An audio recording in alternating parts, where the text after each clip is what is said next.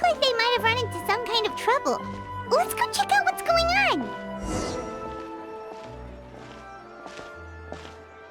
on. Still no dice? Not at all. And I've asked pretty much everyone in the court of Fontaine already. Lynette's ears drooped as soon as she heard that we'd have to be out and about for days on end. And Fremine, he hid himself under his helmet as soon as he realized there'd be people around that he didn't know. What about Chiori and Charlotte? I feel like both of them would be more than up to it. I've asked them already, but they're both pretty busy right now. I just gave the members of the Spina a few days off, too, so I don't want to bother them either. This is getting pretty difficult.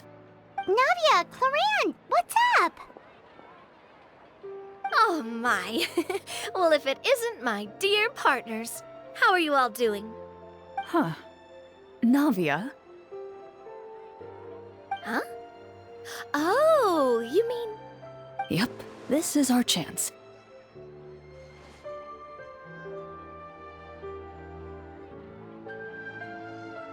Do you need our help with something? Oh, precisely. My dear partners, we've got a huge problem right now that only you can solve. Whoa, for real? Absolutely. We've already exhausted all our other options. Traveler, Paimon, would you join us and play Marechaussee Hunter Judgment Day? Marechaussee what now? It's a new game script by the Table-Top Trope, a local roleplay adventure club. Ever heard of the Table-Top Trope?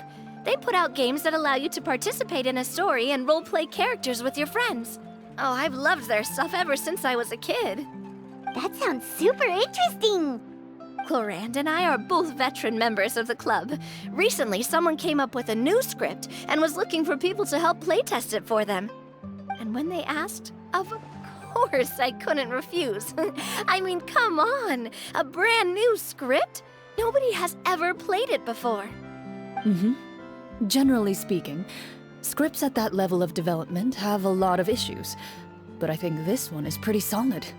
The author obviously put a lot of work into the story, and the world building is also quite credible. Whoa, whoa, whoa! I know I was the one that handed you the script, but some of us haven't read it yet. No spoilers, please. Anyway, the script calls for a team of 4. Ah, yes. We're missing one final player right now. So, you're saying you'll help us out? I knew I could count on you, partner. Paimon and the Traveler are kind of a package deal. Is that okay? That's not a problem. I'll adjust the pace based on the actual number of players, and ensure that everyone has a good time. Well, Traveler, what do you think? Wanna play? Paimon will follow your lead. Well, that solves our problem. You have our thanks. Woohoo! I'll go grab the script manager from the club right away. The script manager? Didn't you just say that you gave Clorinde the script?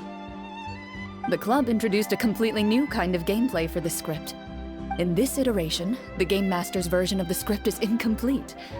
The script manager provides the next part of the script only after players have completed the current list of objectives. On top of that, in order to increase player immersion, the club has created some of the story's sets and scenes in real life. We'll only know where we should go once the script manager reveals the starting location. Wow, you're right. Whoever wrote this script really did put in a lot of work. And it's got a real healthy amount of suspense, right? I mean, even the GM doesn't know how the story will end. I look forward to experiencing it with you all. Why don't you go meet up with the others first? They should all be waiting at Chioria Boutique. I'll come over with the script manager as soon as I find them. Sounds good. Remember to always watch where you're going, and don't rush. You say that like I'm 6 years old or something.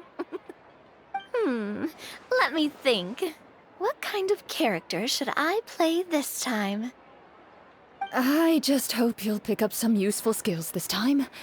Oh, and stop trying to persuade every animal you come across.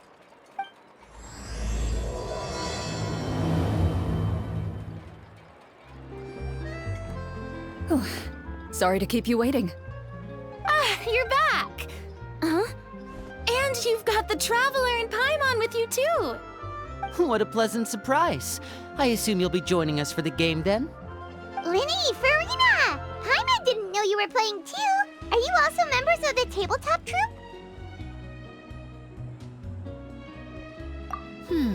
I'm more of a casual member if anything.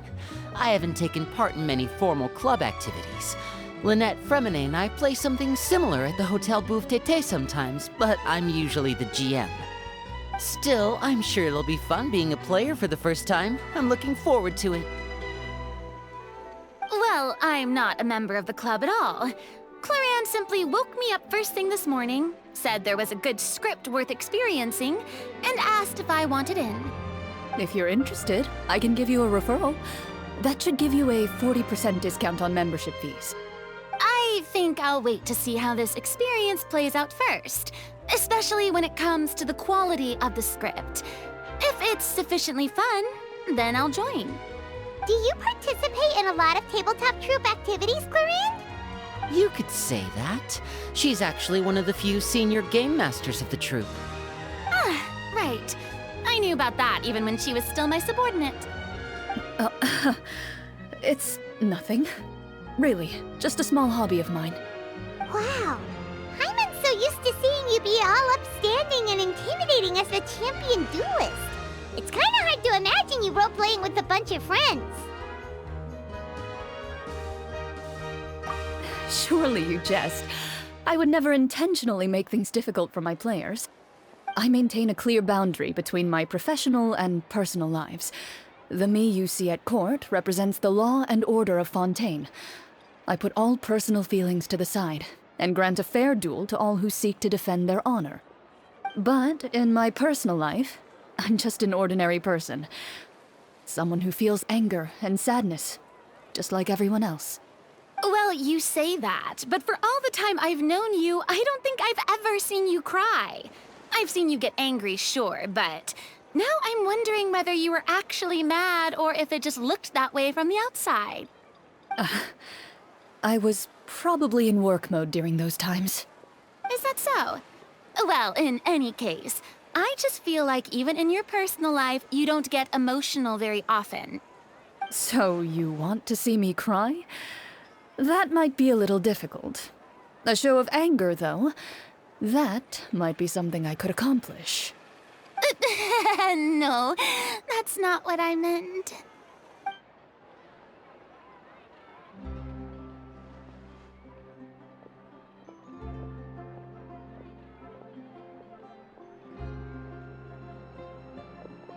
Ah, I'm back! Here, allow me to introduce you to the script manager, Mr. Florian. Pleasure to meet you all. Hello? Wait, are you a champion duelist too, Mr. Florian? Oh, no. This is just the costume provided by the club. I occasionally play a few of the roles in my scripts. That sounds like a lot of work. It's nothing. It's the least we can do to give the players a more immersive experience. Anyway, allow me to give you a brief introduction of the script. This script was adapted from the real history of the Marechaussee Hunters. You all will play the role of hunters from a bygone era and resolve a series of events unfolding in the capital. Paimon's not super familiar with the history of the Marechaussee Hunters. Is that a problem? Oh, no problem at all. I can give you a brief rundown. So, basically, Marechaussee Hunters were people who dedicated themselves to hunting monsters and protecting the city by using a special swordsmanship technique passed down over generations. Their story can be traced back to the ancient Remurian dynasty, as well as the first hunter, Cassiodor. But I'll leave the finer details for you to seek out and discover later. Mm-hmm. And I'll provide additional commentary as the story progresses.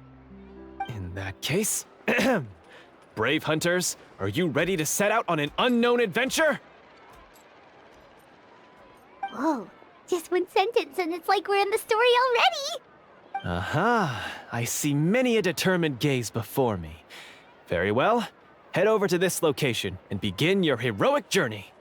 So, as we follow the story, it leads us to specific scenes? Ooh, sounds pretty innovative. What does the message in the envelope say? It's the exact location of the scene, as well as the formal permission to use the venue. Seems like they have everything prepared. Please check all your belongings, everyone, and make sure you haven't forgotten anything. Once you're ready, please follow me to the designated location. Sounds good. Hunter Squad, move out!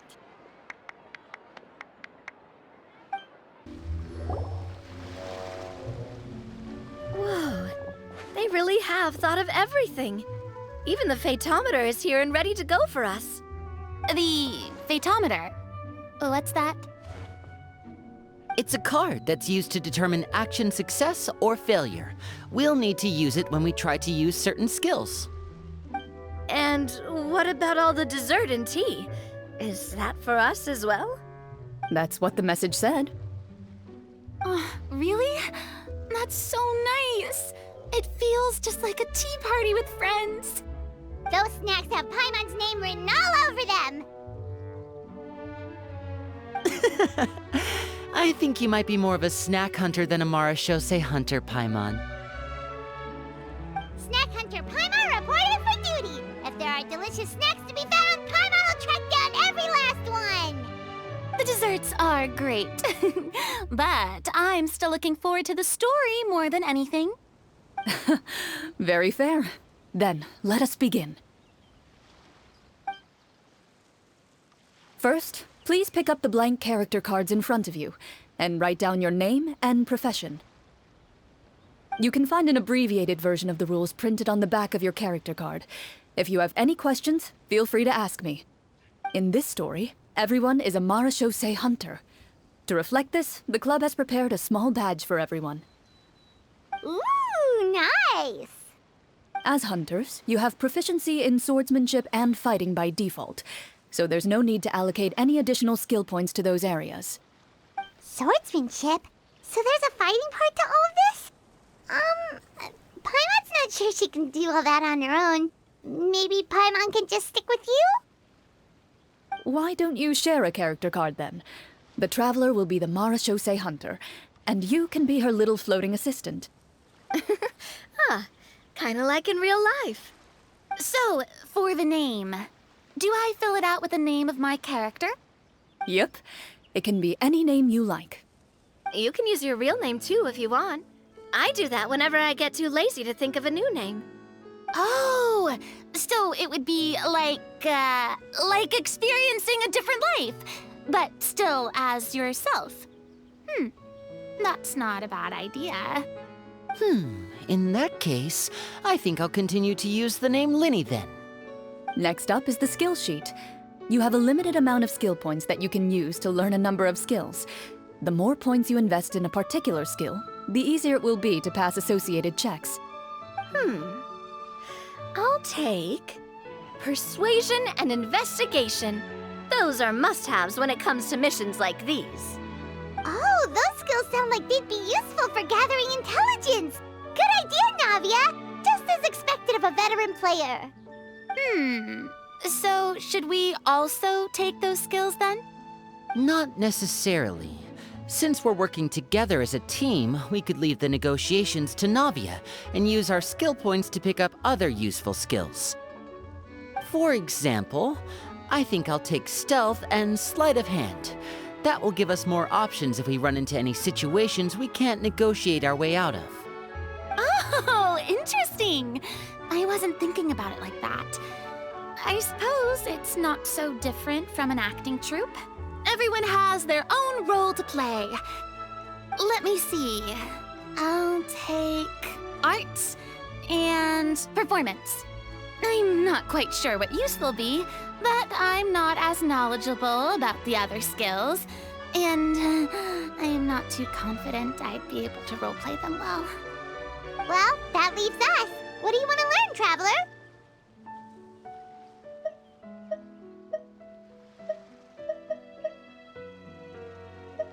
Ha! Gotta say, this suits you really well. Nothing boosts morale like good food. Oh, something that'll help you get a read on other people's thoughts. Sounds useful. So what do you think? Are you sure you want to learn these two skills? Sure, what do you want to learn? Ooh, so you want to help people when they're injured. That's nice of you. Ha! Gotta say, this suits you really well. So what do you think? Are you sure you want to learn these? Sure, what do you want to learn? Ha! Gotta say, this... Oh, So what do you think? Are you sure you want to... Let's see. Oh, looks like you each have enough points to choose one final skill. You've all picked such classic skills. It's fine to go a little bit out of the box, you know. Why do I get the feeling she's getting ready to cause trouble? For example, this one here. Summon. Doesn't it sound super mysterious and cool? Oh, I saw that one just now as well. The description says, this skill can be used under certain circumstances to summon characters or creatures that fit the script's world-building rules. The script's world-building rules, huh? But how are we supposed to know what a Marashose hunter can summon? Oh, that's not for us to worry about, my friend. Just learn the skills that interest you, and the GM will take care of the rest. All right, you've convinced Paimon. Let's learn Summon, then. Paimon can't wait to see what kind of thing shows up. Well, now that everyone's more or less finished creating their characters, we can begin. Since 2 of our players are doing this for the first time, though, let me ask.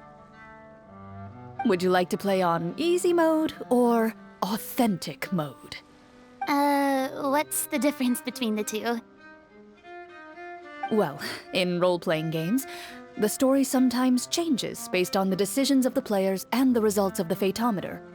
For example, if you fail a check, that means you cannot use the target skill in that scenario. A critical failure may even result in further negative consequences. If you choose to play in authentic mode, every time you elect to use a skill, you'll need to use the Fatometer to see whether you succeed or fail, and face any consequences that may follow. If you choose easy mode instead, every check will be successful by default, and you won't have to worry about luck playing a factor.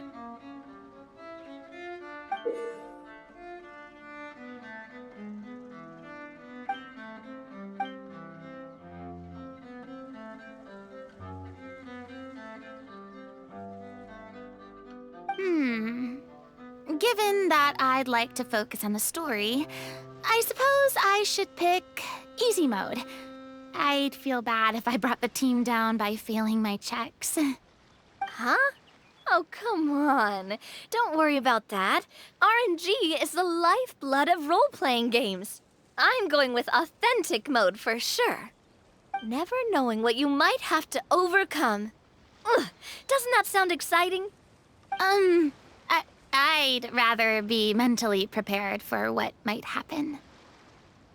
All right, then I'll mark down Farina for easy mode. All her checks will be successful by default. As usual, Navia and Linny will play on authentic mode. What about you, dear partner? How would you like to play? Are you sure? Trust me, you'll see the beauty of RNG. Honestly, I don't think Clorinde would make things too difficult for us, no matter what the Fatometer says. Isn't that right, Clorinde? No promises. That wasn't super reassuring. Well, anyway, enough talk. Let's get started. I want to experience at least a good chunk of the story today. Speaking of the story, why is the beginning scene on a beach? Well, that's because... a long time ago, back when human civilization was still in its infancy, powerful demons and evil sorcerers ruled over the land. They created a host of monsters and sent them to slaughter all humans in existence. Soon, a group of human rebels banded together. With their swords raised, they swore to brave the darkness, and in doing so, subdue each and every monster that sought their destruction. They became known as the Marashose Hunters.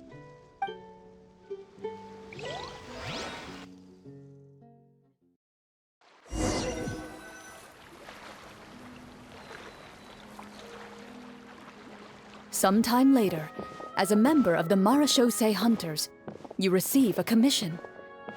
Following the address provided on the message, you take a boat and arrive at this strange city. As you inhale, you can taste the slightly salty air of the docks as you begin to survey your surroundings.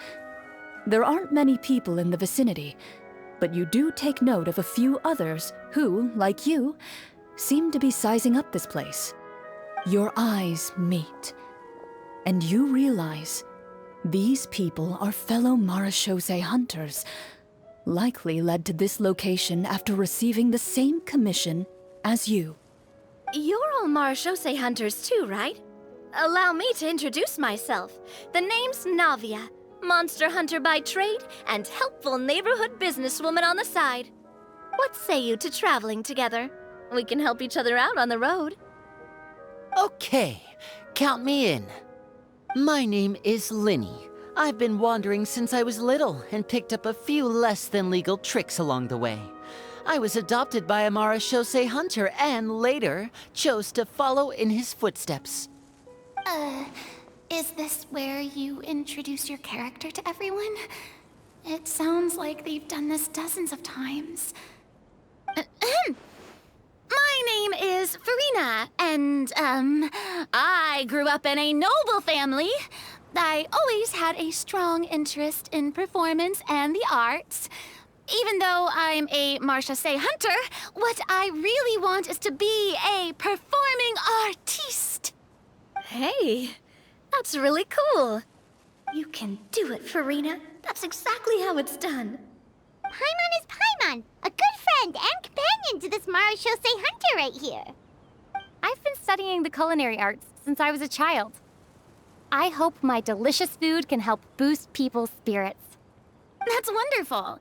I'll be looking forward to your cooking during our adventures together.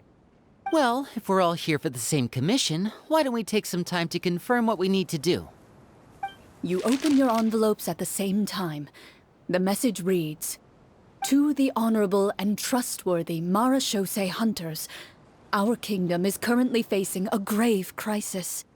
The lands outside the capital have been overtaken by monsters, and our people are being led astray by forces of wickedness. We beseech you, please help us resolve this crisis and return peace and stability to our home." Huh. The layout of this city looks super familiar. It kinda reminds Paimon of Mondstadt! The scriptwriter must have used a real-world city as a reference when coming up with the map. As experienced hunters, the layout of the city reminds you of places once traveled. You recall the sight of tree-lined streets and the gentle tranquility of days gone by. Yet, as you regard the city in front of you, it appears to be little more than an empty shell. Its hollow gates are open to you, beckoning you to come forth and bring salvation back to the town. I carefully read every line of the letter and turn my attention to the signatures at the bottom. Who issued this commission to us? You see a long string of unfamiliar names. It would seem that many of the residents of the city issued this commission together. They sensed that things were not right within the kingdom and sent a distress signal to the outside world. In that case, why don't we take a walk around the city and see if we can learn anything from the local residents? Oh, good idea. We might be able to get some leads on the monsters and bad guys we're after. You look up and see a tavern nearby. It appears to be open for the day. Why don't we go check out that tavern? If the novels I've read are anything to go by, taverns are usually full of information.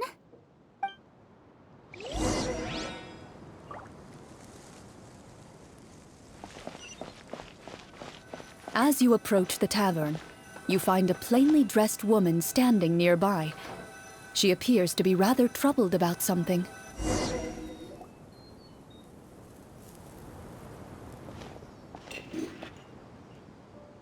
Greetings, friend. Lovely weather we're having today, don't you think? Oh, hello. I suppose you're right. The weather today is quite lovely. If only those monsters out there would stop causing trouble. It seems like every character included in the script has a certain amount of useful information to offer. If we keep asking questions, we might be able to get some good leads. Oh, come now, don't be sad. Life is all about optimism. Oh, that reminds me. What did you have for breakfast this morning? Huh? I don't think that's the kind of question we're supposed to ask. Nothing turns a frown upside down like good food. How about some macarons? I could make you some. You didn't even take cooking as one of your skill proficiencies. That's not necessary, miss. Excuse me for saying this, but you don't really look like a chef. Besides, I'm not really a fan of sweets. So you're someone who barely smiles and doesn't like sweets. You're really starting to remind me of this one friend of mine. Hey! Did she just... me? Clorinde must have broke character for a second. This isn't getting us anywhere. Traveler, maybe you can think of something.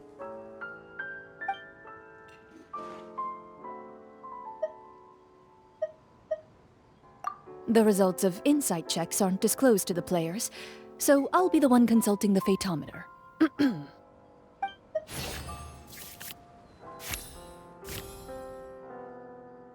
You recall all the lessons you've learned in your time and begin to carefully observe the woman's mannerisms.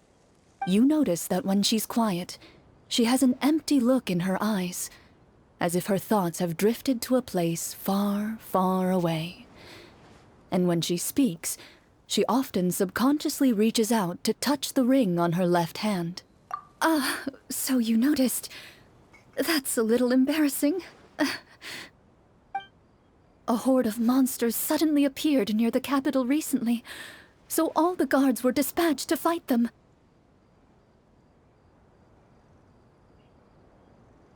Do you remember when those monsters appeared? I'm not completely sure. All I know is that my husband was dispatched to fight them 3 days ago. Do you know where he was sent? It all happened so fast. When we said our goodbyes, he couldn't even tell me where they were sending him. You have our thanks, friend. We'll find and defeat those monsters as soon as possible. We sincerely hope your husband will be able to return to your side soon. Oh, thank you. Don't worry. We'll find him. Just try to remain optimistic and wait for good news. We don't always get to choose what happens to us. But we do get to choose the little things like what we eat and how we respond to the things life throws our way. I hope that one day, you too will recognize the power of something as small and inconsequential as a delicious dessert. I'll do my best. You bid farewell to the woman and continue your journey further into the city.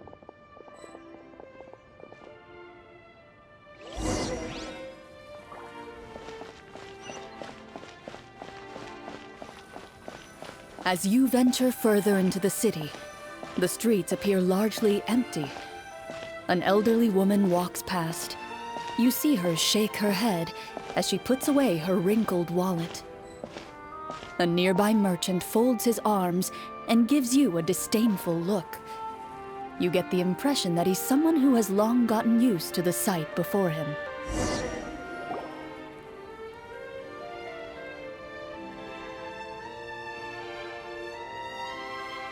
Although he doesn't seem very friendly, merchants are usually a good source of information, right? Pardon me, sir. I'd like to ask a question if I may. That depends. How much are you willing to pay? How about this much? What do you take me for? Some lowly beggar? You can't even buy half an onion with that amount. Surely an onion can't be that expensive, right? What do you know? War is nearly upon us. Everything costs several times what it did before. If you're not gonna buy anything, then scram. Whoa, what a nasty guy. Maybe we shouldn't even bother talking to him. But he still might have information we need. Traveler, can you think of something?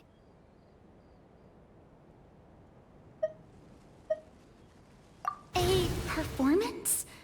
I've never played a role-playing game like this before, but even I can tell that suggestion is pretty far-fetched. Is a performance check really going to help here? All right. Ahem.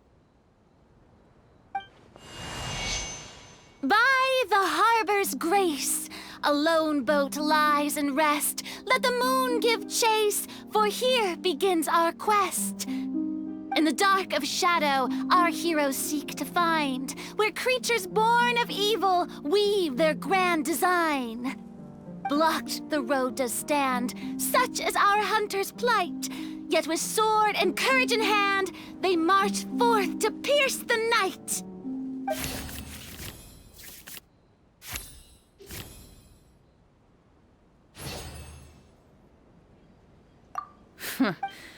I don't recall asking for a bardic song. Don't expect me to give you any coin. But if you meant what you sang, and you are indeed some kind of hunter, then by all means, please, go out and kill those monsters for us. Those monsters are camped outside the city, and they've been destroying all our trade routes. We have limited reserves within the city, so if this continues, we're all gonna be in big trouble. Wait, you're saying no one has put a plan in place to distribute supplies or maintain order? We could all starve and those nobles in the palace wouldn't even break a sweat. Who knows? Maybe they've been in cahoots with the monsters all along. That is concerning. Yeah, alright, I think I've said more than enough. Be on your way now. Got it. Thank you, sir. Don't mind him, Farina. He just doesn't have enough taste to appreciate your art. No. I was just thinking about how those nobles must be so cold-hearted. It's like they don't care about their people at all.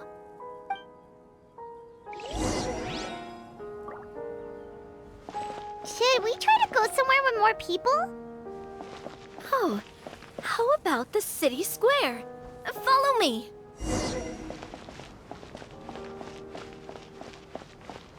It doesn't seem like there's any information to be gained from the area up ahead. You conclude that this area is best left on a...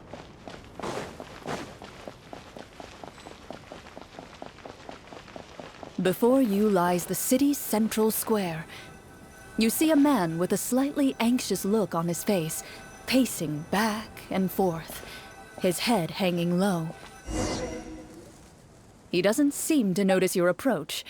Still immersed in his own thoughts, he shakes his head and lets out a long sigh. This guy seems promising enough.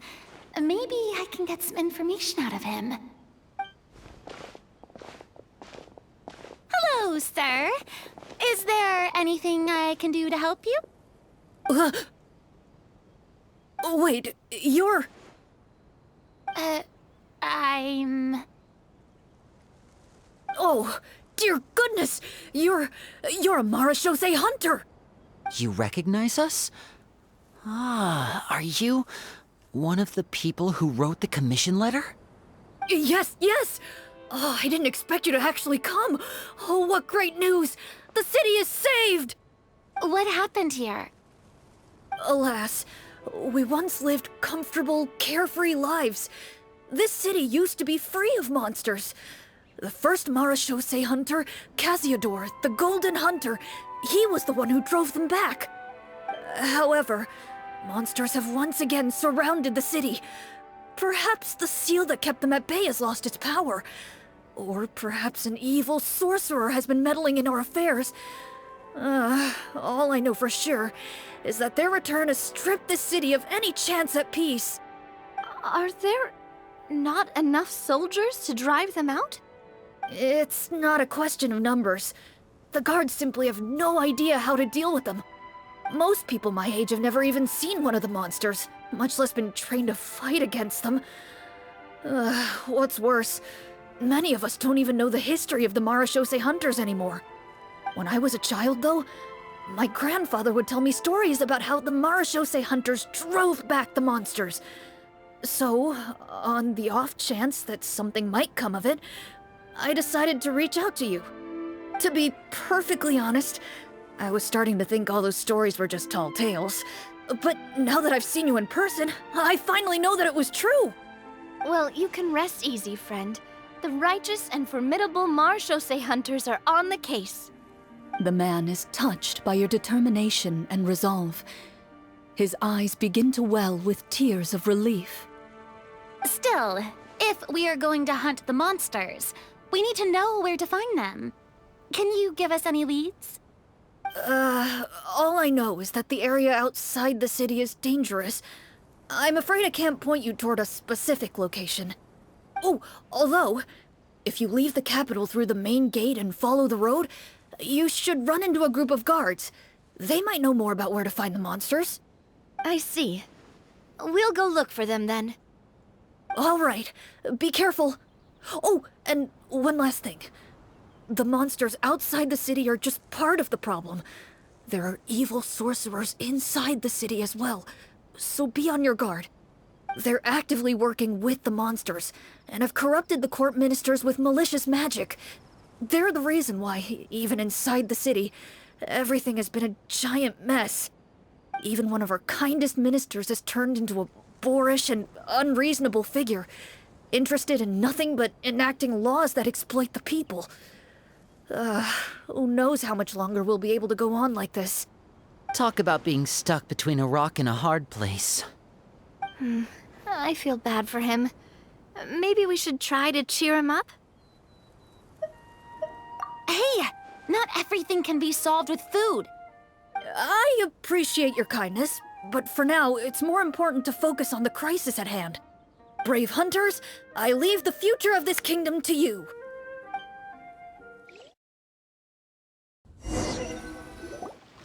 If I understood correctly, there are currently 2 problems in the kingdom that need solving, right? Exactly. We need to defeat the monsters outside the city and take down the evil sorcerer stirring up trouble from within. But which problem should we tackle first? Well, this seems like a good moment for a break. Take some time and discuss what you want to do. Let me know when you've made your decision. I really didn't expect the people in the city to keep us at arm's length like that. I totally thought the hunters would be treated like heroes. Well, Clorinde said the script took cues from the real history of Fontaine, right? Maybe the real-life Marashose hunters were also treated like that. I wouldn't say it's a perfect representation of history, but there are definitely some similarities. Would you like to hear more about it? Sure. As long as it doesn't spoil anything in the script. You brought up bits and pieces of the hunter's history before, but it was all in passing. Paimon wants to know too! The hunters were super powerful, right? Were they all from a special line of supernatural beings or something? Kind of like the yokai in Inazuma? No. All Marashose hunters were ordinary mortal fighters. The only thing that set them apart were the special sword techniques passed down over the centuries. Huh? So you mean anyone could become a Marashose hunter? In theory, yes. All you would need to do is survive the rigorous training and master the swordsmanship techniques required to fight the monsters. Still, most people dropped out at the early stages, and others called it quits the minute they saw a monster in person. To become a hunter, you must be strong in both body and mind. What kind of monsters did the hunters fight exactly? Oh, and the evil sorcerer the script mentions. Did they exist in real life too?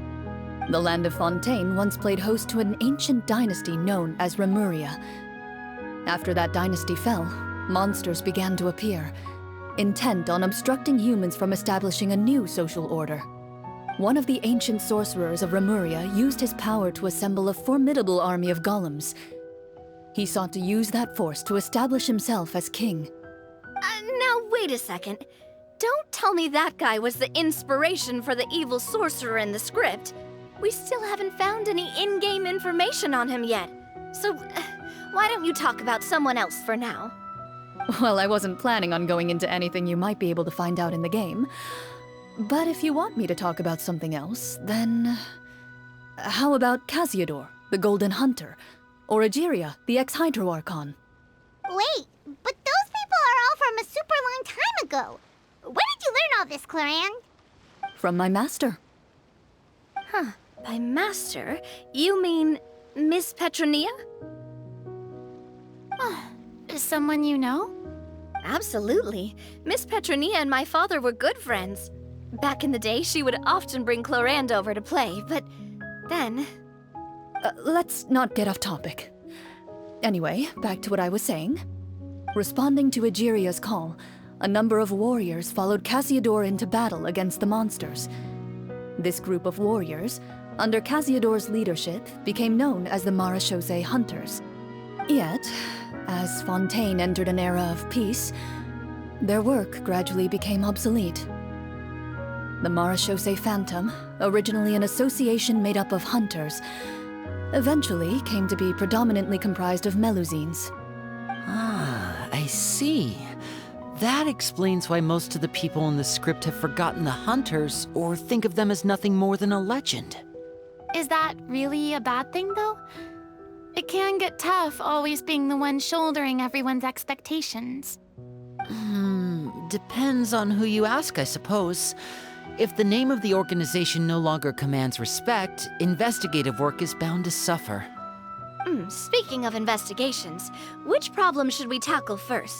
Monsters or evil sorcerer? I vote monsters. That's the main duty of the hunters, right? We can come back to the sorcerer later. Well said, Miss Farina. Plus, if the sorcerers really are the masterminds behind this whole thing, defeating the monsters could give us some clues on their intentions as well. What about you, partner? What do you think? It's decided then. All right. After some discussion, you decide to turn around and head out of the city.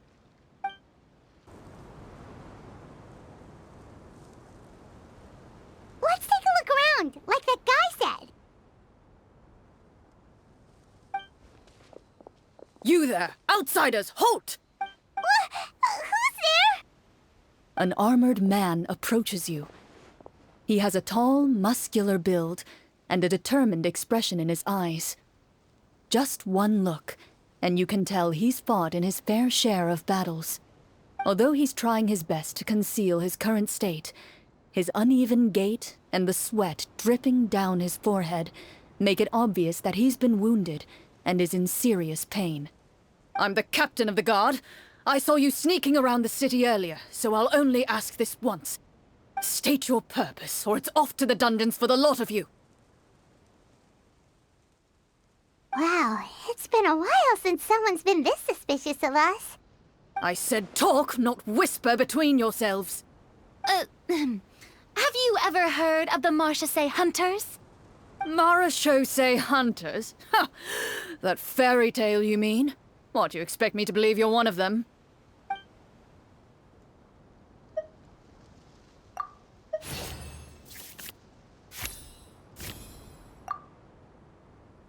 While everyone is talking, you begin to carefully observe the captain's mannerisms. Every so often, you see him glance toward a particular direction, with a pained expression on his face, as if an invisible thread is tying him to an unknown place. As you follow his gaze, you vaguely recall that the location he seems fixated on is known for its difficult terrain. Any battle that breaks out in a place like that is likely to be prolonged and devastating. Wait, is that where the monsters are? Outside the forest, in the area with the difficult terrain? The captain is taken aback by your sudden question. Still, his shock only lends credence to your theory. You're looking to fight the monsters? Well, we're Marechaussee Hunters after all. You could say that's basically our job. He shakes his head and continues to regard you with skepticism. In the end, he decides to inform you of the locations where the monsters have appeared. Those monsters aren't easy to deal with. But if you insist on going, I won't stop you either. I just hope all the guards will be able to come back to their families alive. I wish you the best of luck.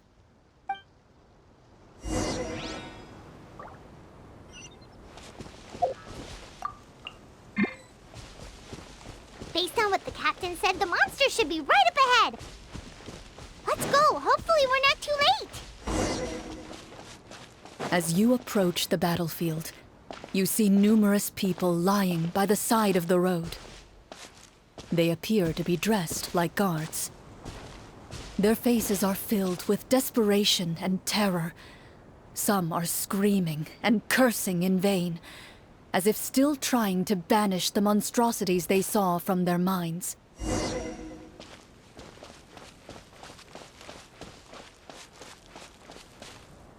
A few of the wounded look up at you in shock and disbelief. "Quick, leave this place! Turn around and don't look back!" they yell.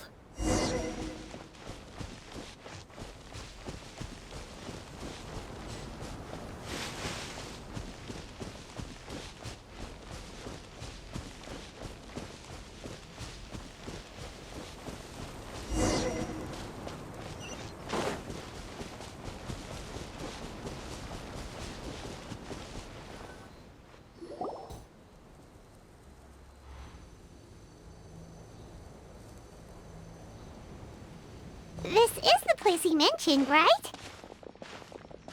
You see broken iron swords scattered all around you, and downed trees riddled with terrifying claw marks. All the signs point to one thing. A truly devastating battle just took place here. Be on your guard, everyone. The monsters might still be around.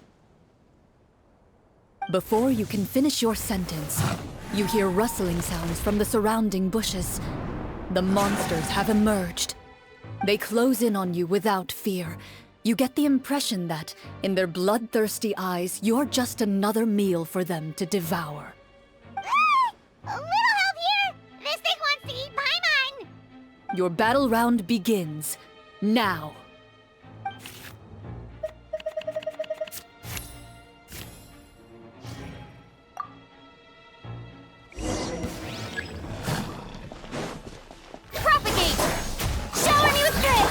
Feeling lucky?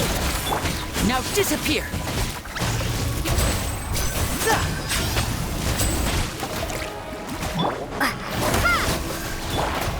Let the world come alive! This one's got... The next battle round begins now. Fire! Well, withdraw. Step right up!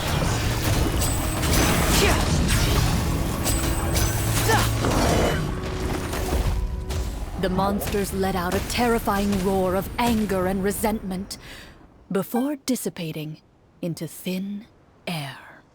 Ugh, thank goodness it's over. We're lucky the Marashose Hunter class came with all those preset skill points. Otherwise, we would have been in some real trouble.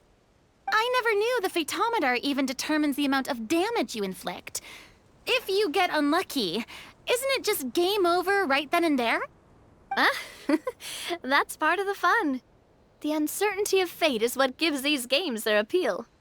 Just as you begin to celebrate your victory, a suspicious lump on the ground catches your attention. A suspicious lump? Wait, could it be the thing that appears after every battle? I walk up to it, crouch down, and begin to carefully examine it. I've still got my right glove on, so it should be fine for me to touch it, right? As you investigate the mound, you discover that the exposed portion appears to be made of wood. It was previously obscured by the large form of the monsters. With the monsters gone, the small protrusion now awaits your discovery, poking out of the ground like a shy flower bud. Whoa, it's a treasure chest!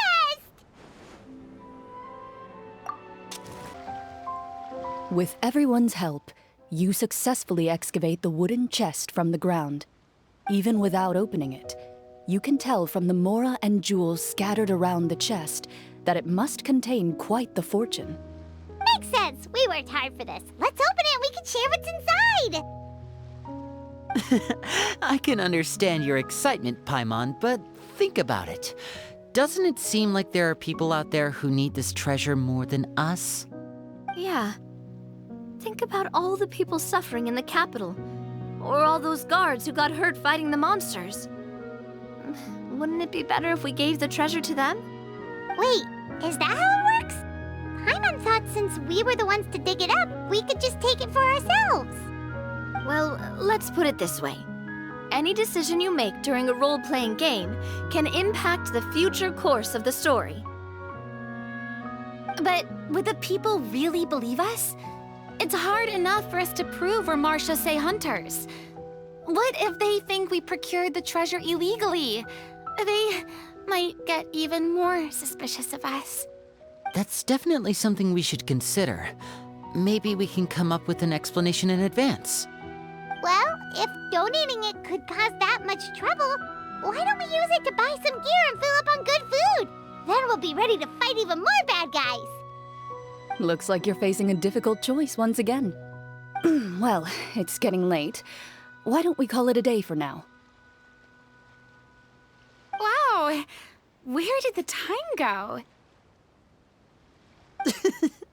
I'm not sure if it's because I'm having so much fun with you all or because the story is particularly enticing, but I feel like I could almost keep going. Here, here. Ooh, how about we play through the night? I'm not sure I'll have enough energy for that. Yeah, that won't work for me either. Lynette will give me an earful if I get home too late. I understand how you feel, Navia, but we have to change venues for the next part of the story anyway. Huh? Another location? Mm-hmm. There's a special note for the GM at the end of this section that says to proceed to an indoor set for the next part of the script. Whoa, they really pulled out all the stops for this new script. Well, even if we end the game for the day, we can still stay a little longer and hear Clorinde finish her story, right? Paimon wants to hear more about the history of the hunters. Something tells me you just want to finish the free desserts before we break for the day. That's just a coincidence, okay? Besides, to Paimon, not finishing free food feels even worse than having to buy her own. And anyway, Paimon really does want to hear more about Clorinde's master. Well...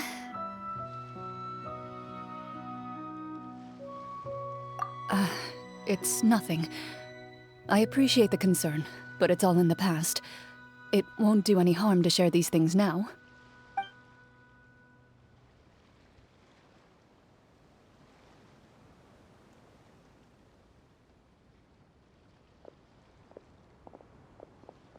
My earliest memories are of living with Master.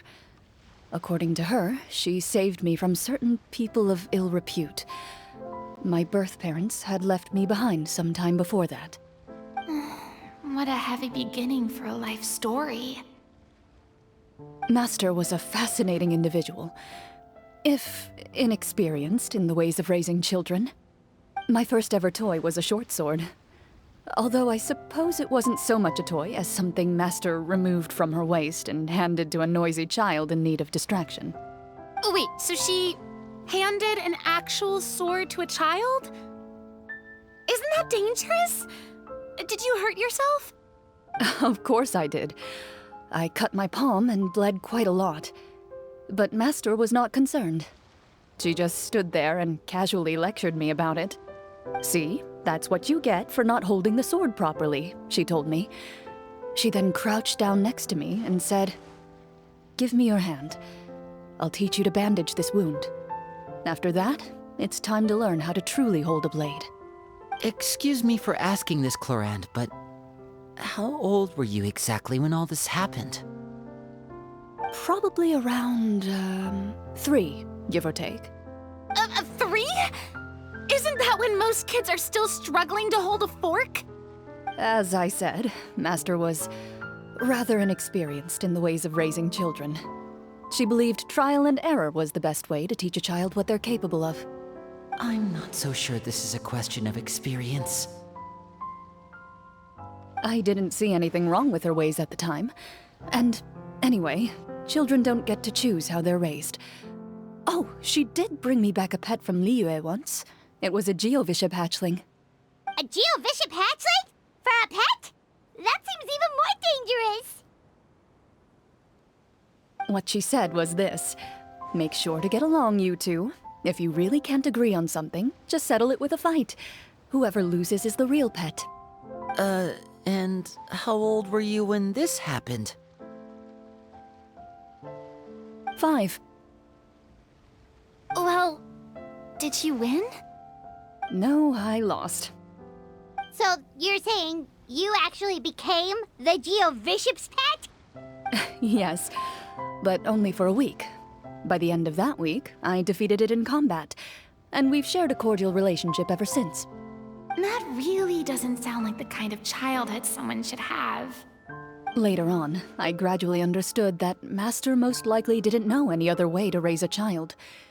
She was a marechaussee hunter, but I never heard her bring up her own parents.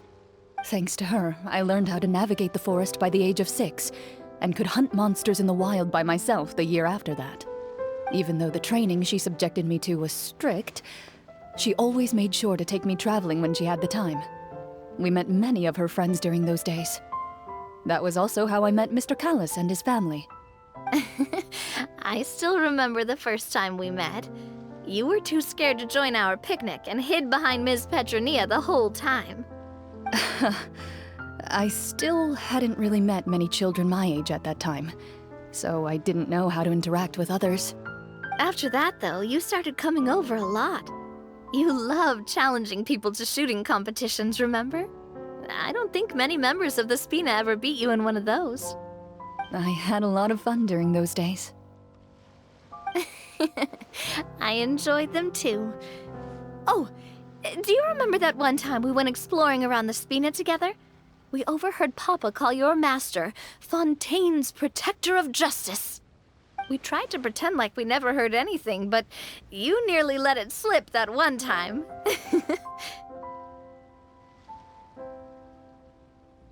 Protector of Justice. Oh, wait, you mean that vigilante hero from 20 years ago? The one who is always active at night? Yep, that would be her. She often would put on a black cloak and go out at night. I never knew where she went or what she was doing. Until, like Navia said, we overheard the truth from Mr. Callis that night. 20 years ago, huh? I still remember the guards leaving all kinds of witness reports about her on Nervalette's desk. My apologies. Oh, there's no need to apologize. You had nothing to do with it. And anyway, everything she did was for a good cause. Although, calling herself the Protector of Order was a bit much. Especially when she deliberately operated outside the law. Huh? When did the Protector of Justice become the Protector of Order? Oh, she had a bunch of code names. I heard she would just come up with a name on the spot whenever she was asked. Later on, she probably got sick of answering those questions and decided to stick to just 2. The Protector of Justice and the Protector of Order. That sounds like her, all right. I bet she forgot which of the 2 she'd use by the time she got back each night. Well, she certainly sounds like a fascinating individual. With her strong sense of justice, it's no surprise her student followed in her footsteps. It's true. I always wanted to become like her. Someone powerful, independent, and with a strong sense of conviction. But...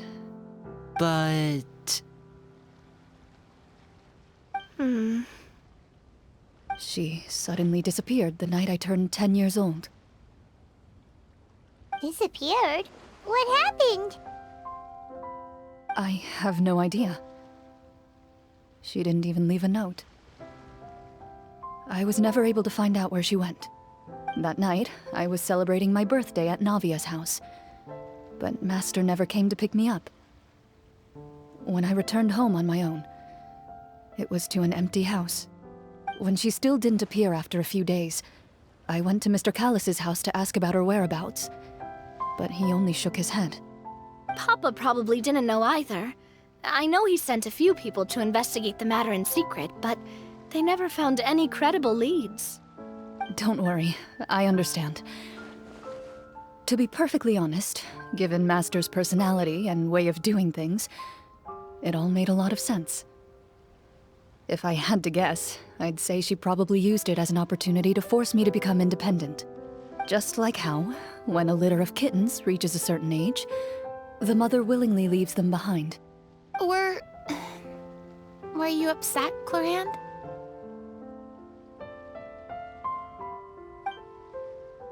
I was at first, but not anymore.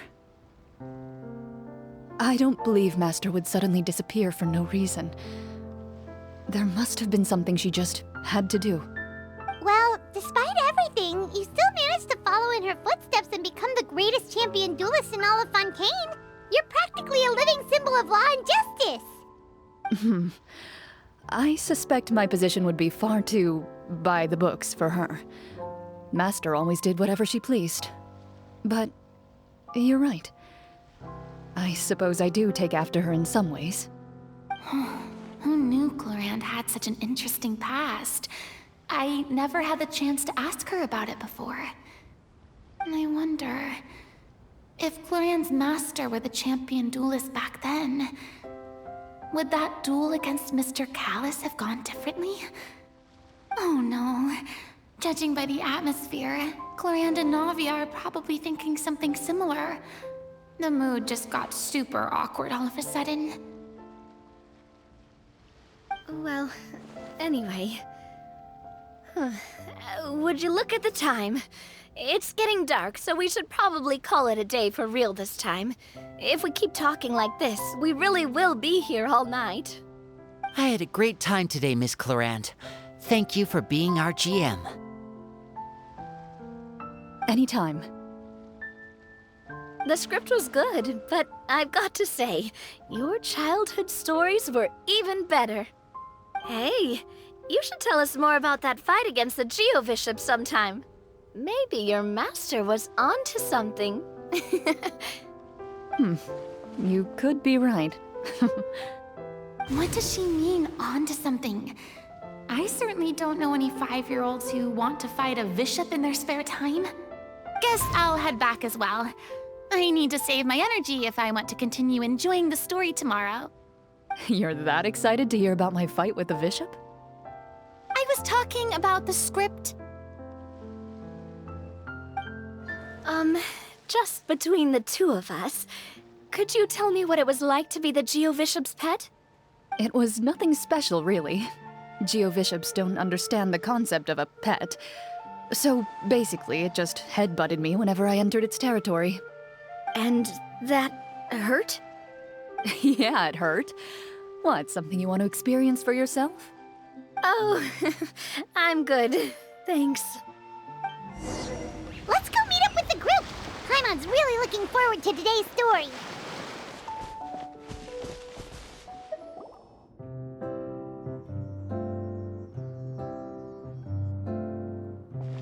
Looks like everyone's here.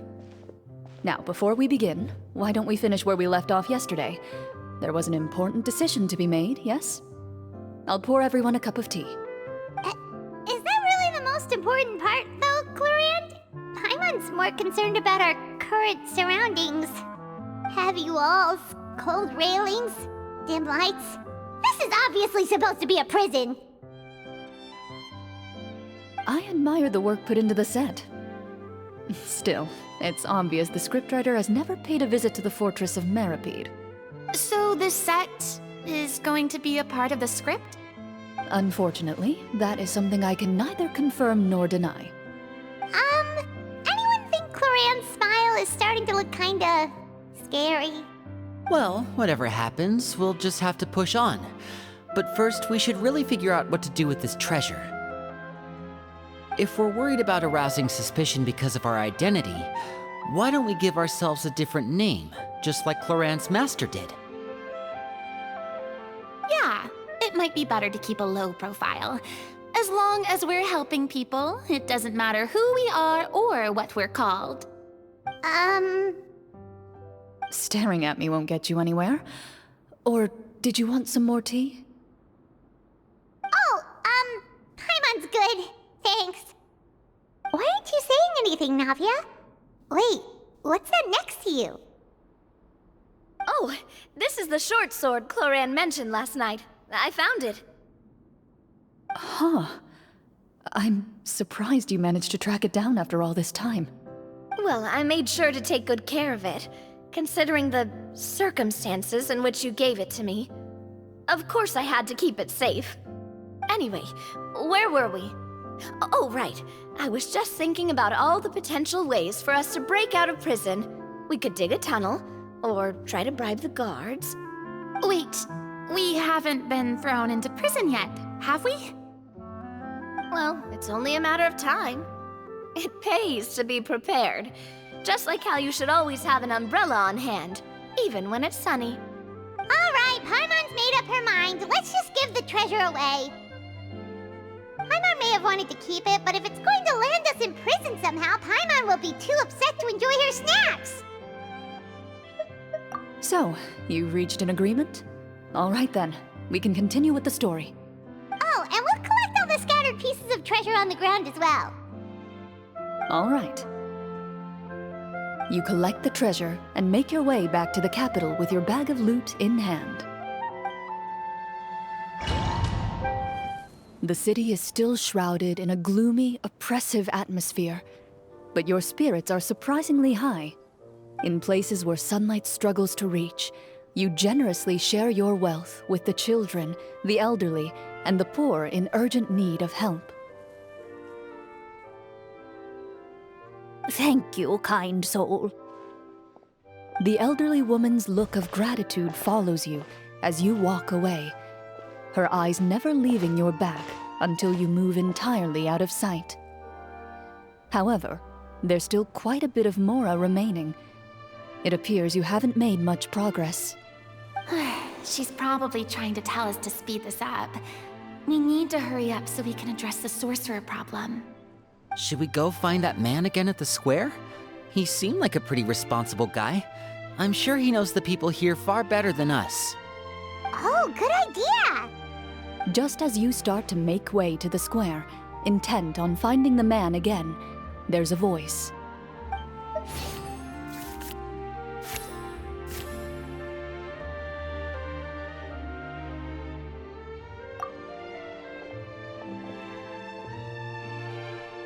Please wait, distinguished guests. Several strange guards suddenly call out to you. They run forward to meet you and proceed to politely pay their respects. Greetings, gentlemen. Are we being invited for afternoon tea? Surely you jest, my lady. That would not be our place. It is His Excellency the King who requests to meet with you. Please come with us. Do you think this could be a trap? Well, we have to investigate the court at some point, right? Meeting the king himself would be a fantastic opportunity to do that.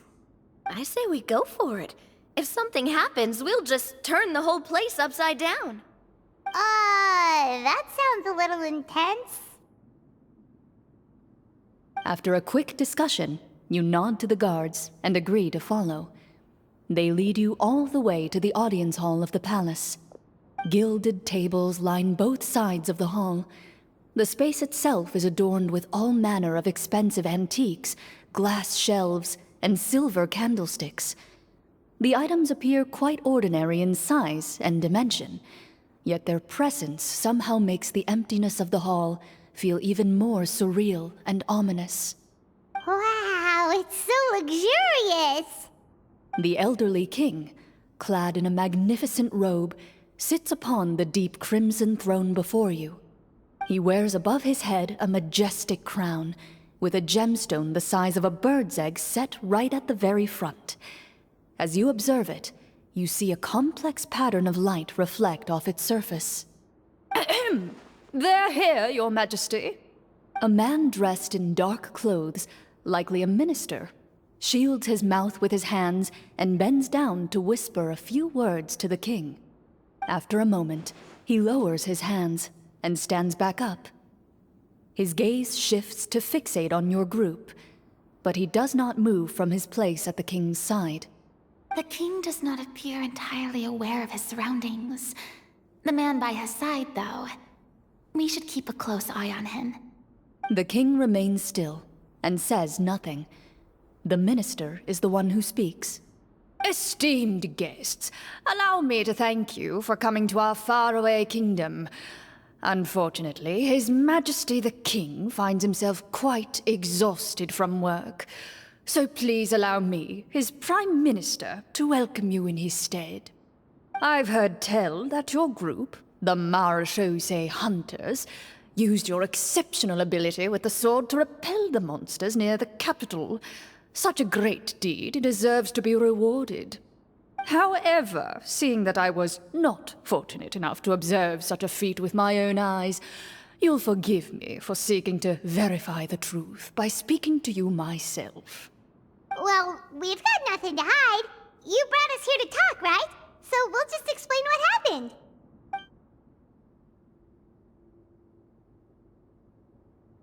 The golem's blades were so powerful, they could cut down trees in a single swipe! It took a lot of effort to defeat them, even for trained swordsmen like us. Well, that was enough details, right? Believe us now? Your account does indeed match those of the survivors. Since you were the ones who defeated the monsters, that must mean you are also in possession of the treasure they stole?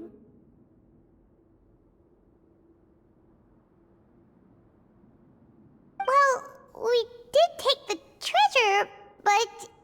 How did he know about the treasure? Then I must ask that you return it at once. It belongs to the kingdom. Wait, but didn't you just say that our great deed deserved a reward? Shouldn't the treasure be considered a part of that? Yes, that was indeed what I said. But you seem to have forgotten a very important distinction. Only that which is freely given by the king can be considered a reward.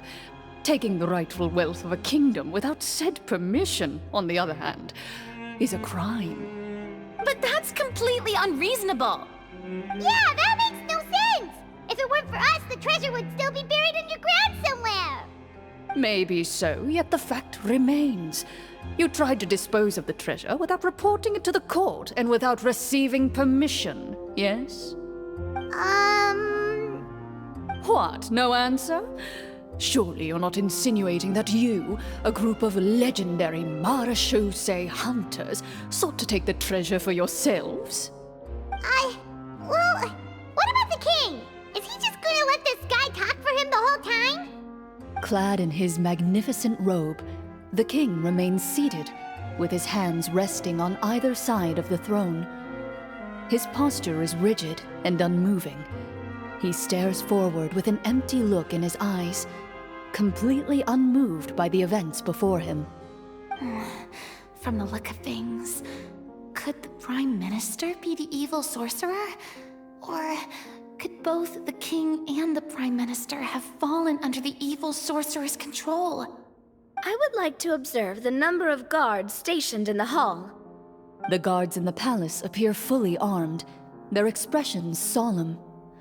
Sensing the tense atmosphere in the room, they stand at the ready, each with a hand placed upon the hilt of their sword, as if prepared to draw their weapons and surround you at a moment's notice. Well, there goes my plan to turn the whole place upside down, I guess. It appears we've been visited by nothing more than a group of ill-intentioned imposters. What a pity. Guards, take them away and throw them in the dungeons. Before I decide your fate, however, I must first determine whether you have any accomplices outside the court. Can't we try to slip away? Or maybe start some kind of riot? But if we try to fight the guards right now... Don't worry. At least we figured out who's behind all this. Let's just play it by ear. If you're scared, Paimon, just hold my hand. Aw, thanks, you guys. You allow yourself to be led away by guards surrounding you on both sides. It's only when you begin to feel drops of water falling from the dungeon ceiling and smell the stench of death and decay all around you that you finally realize you've stepped into a completely different world. Stay here, and don't try anything funny. The guards lock the cell door and leave without looking back. Wait, sir! Your voice echoes through the dark hall, but the only response you receive is the sound of water dripping from the ceiling. No! What should we do now? Carve out a new path of fate with our own two hands, of course. I draw my weapon. You reach toward your waist, but find nothing there. You now recall that your weapons were confiscated before the guards locked you in the cell. The bag of treasure along with them. What about that knife I hid in my boot? When did you hide it in there? When I was thinking about digging a tunnel. Rejected. You failed to inform the GM of this course of action. Moreover, the guards would have conducted a thorough search before throwing you in prison. And the keys to the cell aren't anywhere to be seen? Correct. You don't even feel a lock hole on the cell door. Oh, well, there goes all our plans. Indeed. Huh? Why are you the one saying indeed? Because that statement holds true for me as well. This is where the script ends. What? But that's a terrible ending! Generally speaking, this should be the point where the scriptwriter gives the players some kind of hint, or gives the GM some kind of code for how to move forward. I mean, maybe they just really wanted us to be immersed in the feeling of being in prison? Like, they'll only show us the way out once we've grown truly and utterly desperate? That is a possibility. If only there were desserts and tea in real prison. Oh, wait, guess it's kind of how the Fortress of Meripede works if you're lucky. Oh, before I forget, Navia, the short sword you had with you earlier. I took a closer look, and the craftsmanship doesn't appear to resemble anything from this era. If I remember correctly, that style was last in vogue several hundred years ago. Wait, Clorinde said that sword used to belong to her master, right? Does that mean her master has been alive that long? I doubt it. The way she went about things often made her seem childish more than anything. I'd say the sword was most likely an heirloom passed down over time. Hang on.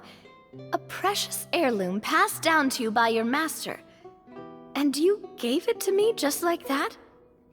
You weren't worried I might lose it? Master left many things to me when she disappeared. There was the sword, an old key, and a good amount of junk she probably just didn't want to take with her. I gave you the sword back then, because I didn't want our friendship to end. Wait, when did this happen exactly? After the duel. Between Mr. Callis and myself. Before that, Clorinde would have meals with us and even stay over at the Spina some days. She was on great terms with Papa as well. After the duel, though, there was a period of time where we simply didn't know how to face each other. She entrusted this sword to me, and never came back. We were both sad, and conflicted, and totally overthinking everything as a result.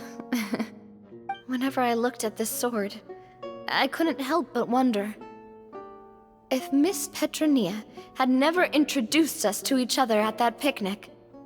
Maybe part of the sadness I was feeling could have been avoided. Back then, it felt like I hadn't just lost a father, but a close friend as well. No one can change the past. The most important thing is that you two found your way back to each other and can enjoy things like this together. Yep, you're right. I'm sorry, you two. I didn't mean to bring up any sad memories. Think nothing of it. No one here is at fault.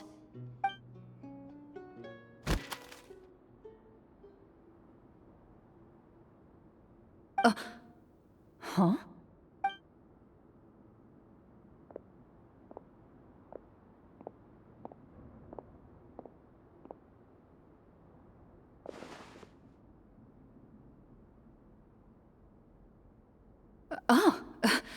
Looks like the next part of our script is here.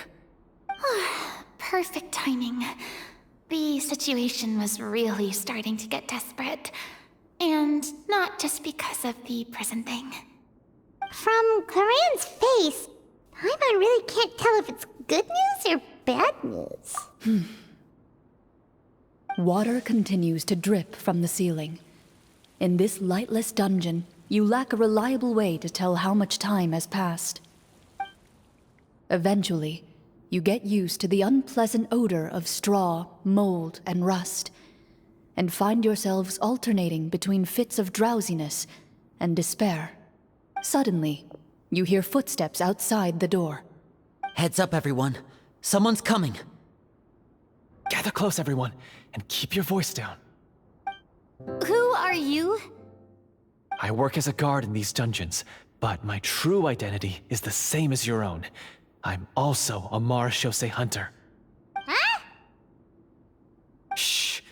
I've already sent away the other guards, but if we make too much noise... I understand, but how can we be sure we can trust you? The king has issued a formal decree. In light of the irrefutable proof of your crime, you're to be executed before tomorrow's sunrise. If you want to escape, it has to be now. Executed? We barely did anything! Monsters appearing at the same location as the treasure. Could this entire thing have been a trap? There will be time for speculation once we're out of here. As for my identity, I have no way to prove that to you just yet. Infiltrating the capital was difficult, and finding a chance to speak with you has taken a lot out of me. I could go on, but I think we can all agree that now is not the time for details.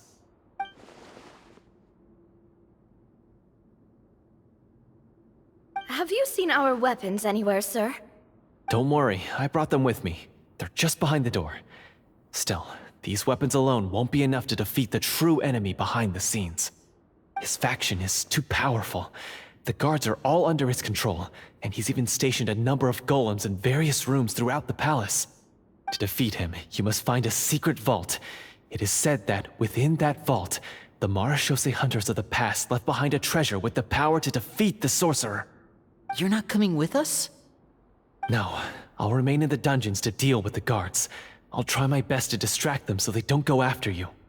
As long as my identity is not revealed, I'll be able to aid you when the final battle comes. In that case, please stay safe. Thank you for your concern.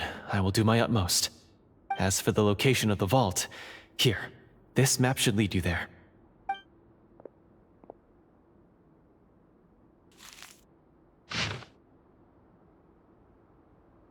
Got it. All right, once I open the door, remember to stick close and refrain from making any noise. I'll lead you out of here as quickly as possible. You now have the chance to restore the honor and legacy of the Marechaussee hunters. So please, get out there and reclaim what's ours. And be sure to exercise caution. With the help of the guard, you successfully escape the dungeons. Your sense of despair and anxiety both seem to fade as you continue your quest. Wait, we didn't get to use our skills at all while we were in prison. Who knows when we're gonna get the chance to use that cool summon spell? That is a pity, but we can only continue to move forward.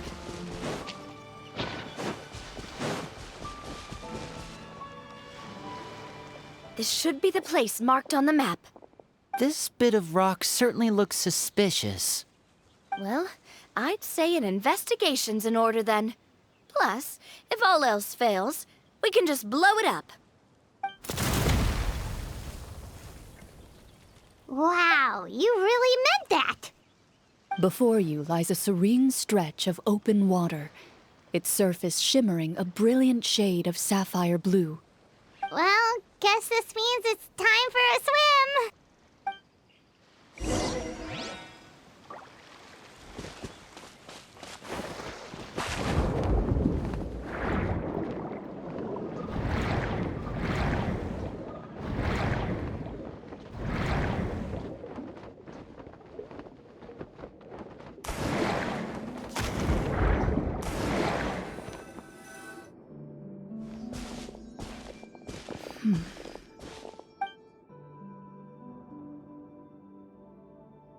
What's the matter? It's nothing.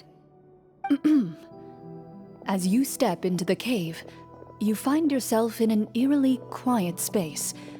Before you lies a narrow passageway that appears to trail off endlessly into the distance.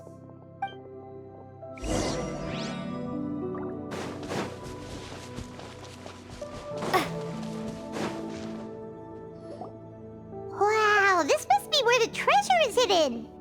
But this door is blocking our way in.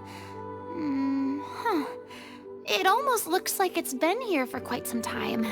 I've got to hand it to the Tabletop Trope. He really went all out with the props. Huh. What have we got down here? A kind of mechanism connected to the door? It looks like we might have to arrange it into a certain pattern. A pattern on a stone door. That's something Master mentioned before. Is something wrong, Clorinde? After a long, difficult journey, you finally arrive at the location indicated by your map. It appears to be an ancient site of some sort, where treasure likely awaits. Your surroundings are exceedingly quiet and serene, as if the secret that slumbers here has never once been disturbed. If you listen closely, you can almost convince yourself you can hear the sound of its calm, gentle breathing. That description makes Paimon feel kinda bad for disturbing this place. We're doing this for the sake of the people, to free them from the evil sorcerer. I say it's time for this treasure to once again see the light of day. Linny's right. We need to keep going. The future of the kingdom depends on it. The next part of the story requires us to solve the puzzle, right? Let's start exploring the area. Yes, that should be fine. Something feels off about all this. Guess I'll just have to improvise.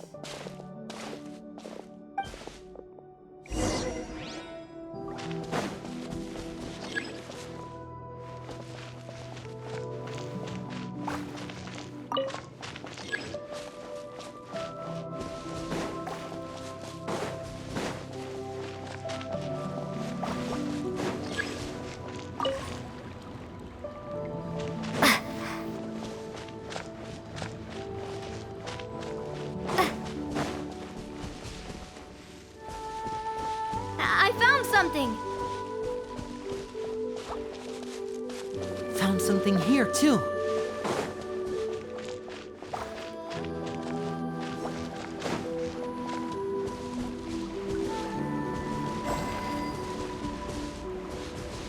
Same here.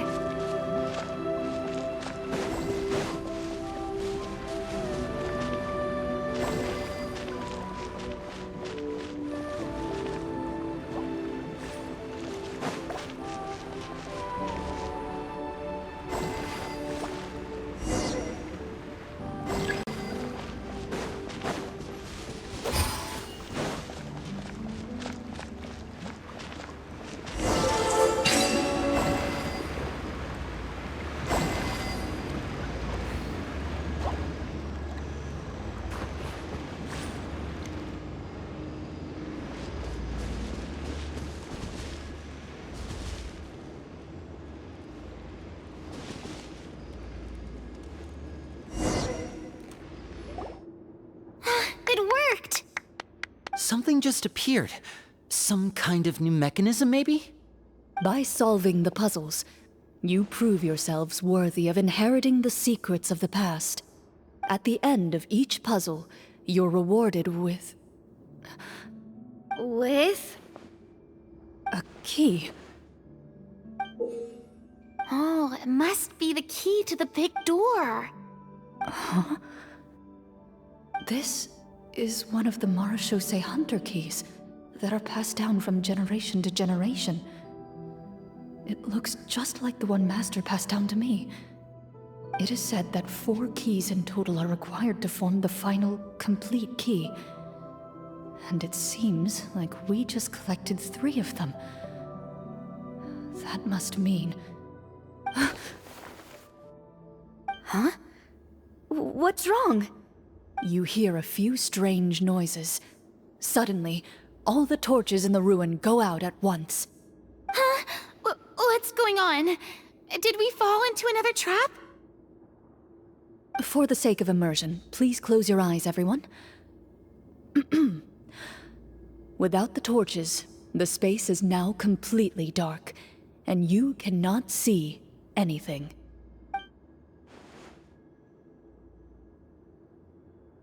But Paimon can still see a little bit over here. Oh, right, sorry. Suddenly, you hear the sound of footsteps pierce through the darkness. There's someone else here? Oh, this is so unsettling. I can't see anything. I've been discovered then. Wait, that voice, it's... You recognize the voice as belonging to the guard who led you to this place. It appears he now covets the treasure for himself, and has come to stake his claim. Oh, so this is just part of the script. Then I can probably relax. Well, if we can't see anything, that means we can't fight to the fullest of our abilities. Should we retreat for now? Judging by the way he's holding his sword, he must be a real Marechaussee hunter. But this isn't part of the script. Retreat? That's not the hunter way. If it's dark for us, then it's dark for him. We choose to fight. Your choice is noted. Please keep your eyes closed until I tell you the torches have been relit. This battle will be in the dark. You got it. Well then, let us begin.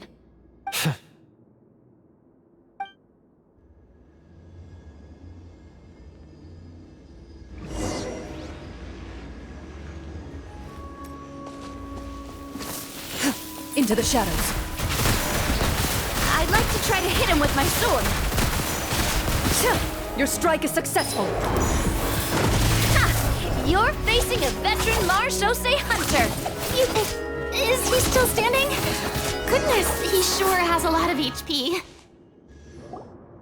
Is it over? Can we open our eyes now? The enemy is strong and relentless, but the battle is nearing its end. The torches have not been relit. What about now? Final strike. Ha!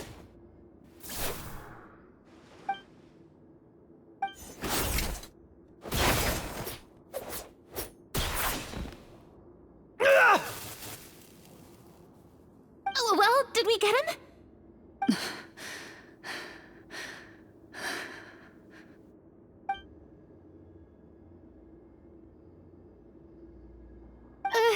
Clorinde? Warm fire flickers across the walls once more. Your vision is now clear. In an impressive display of courage, the four of you successfully defeat the uninvited guest. That look in his eyes. It's like he became an entirely different person as soon as I defeated him. Huh? Mr. Florian? Oh, wait. We're supposed to be role-playing. I should stay in character. Speak your name, guard. Why did you lead us here just to betray us? Is this treasure really more important to you than bringing peace to the kingdom? What kingdom? What peace?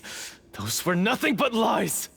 I, Florian, am a true Marechaussee hunter, descended from hunters of ages past. So he's also using his real name. Or, wait, was that the name of his character from the very beginning? Then I'm even more confused. If you truly are a Marechaussee hunter, shouldn't you want to help us just like you said before? Shouldn't we fight together for the sake of the people? What do you know? In this day and age, there's no glory to be had as a Marechaussee hunter. What's that supposed to mean? My skills were passed down to me by my father. We lived a life of obscurity in the remote wilderness. Still, he devoted everything he had to being a Marechaussee hunter. And what did he get in return?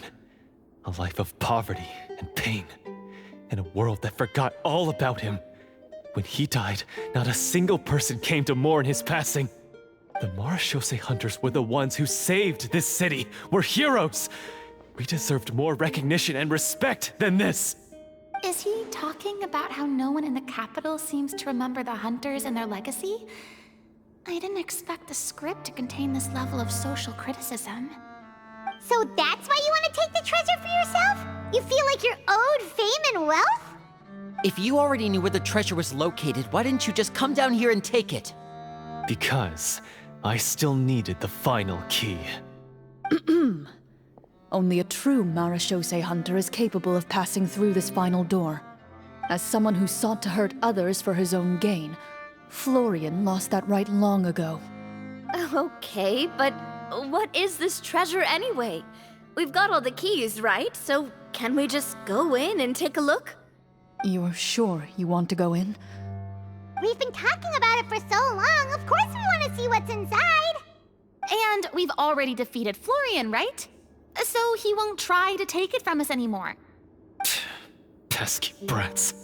Watch yourself. Then let's open the door together. All right. Your choice of action is confirmed.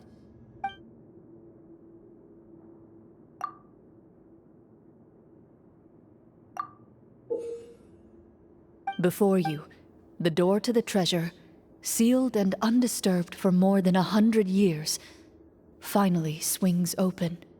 You hear the shrill wail of the door hinge as it rotates for the first time after years of disuse, almost like a sleeping giant letting out an extended yawn. You get the impression that the secrets buried behind this door might be just as heavy as the sound you just heard. It's open! Come on, let's go in! Paimon wants to see what's inside! Ooh, me too! Ugh, uncovering hidden treasure is the most exciting part of adventuring. What do we have here? Uh-huh. A stone tablet? And some shabby weapons? You call this a treasure vault? Looks more like an abandoned warehouse. Maybe the troop ran out of budget at the end? They provided a super immersive experience at the beginning only to drop the ball at the most important part. They could have at least filled this place with cardboard mora or something. Wait, I get it now. Paimon, this is the real Marachose hunter treasure. Huh? This is it? The Marachose hunter treasure is just a stone slab and some broken swords? I can't believe it. I refuse to believe it!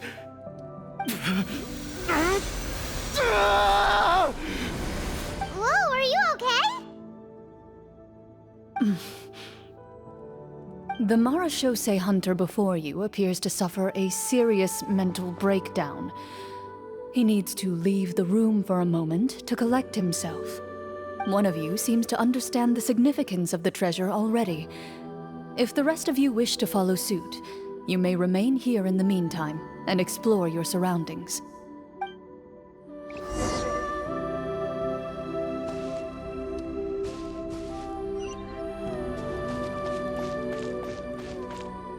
What is the treasure supposed to be? The names on the tablet. The old and broken weapons. Walter.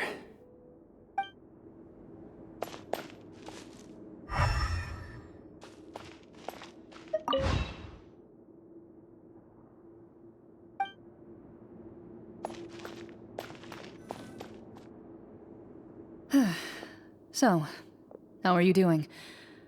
Feeling any better? What just happened?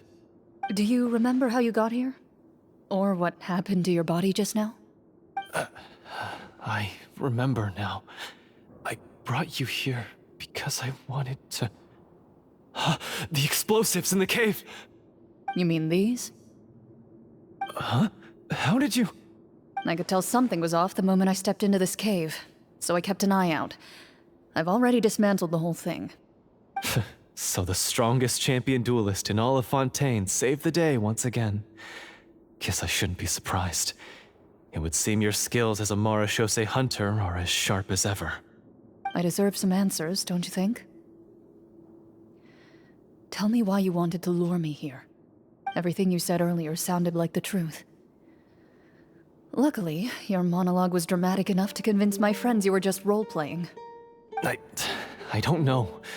I just always felt like there was something in my heart that didn't belong to me. Something agitated and angry. Who knows? Maybe it was my own anger all along. I could never really tell. The feelings about my father and the other Marechaussee hunters are real. It just wasn't fair. I was angry, bitter that no one remembered them or praised their accomplishments. I don't know when it started, but at some point, my anger came to completely consume me. At that point, I remembered the legend my father used to tell me. The one about the treasure. But if the treasure was all you cared about, why plant all those explosives? Wouldn't they just destroy the treasure and bury you along with it? I can't remember.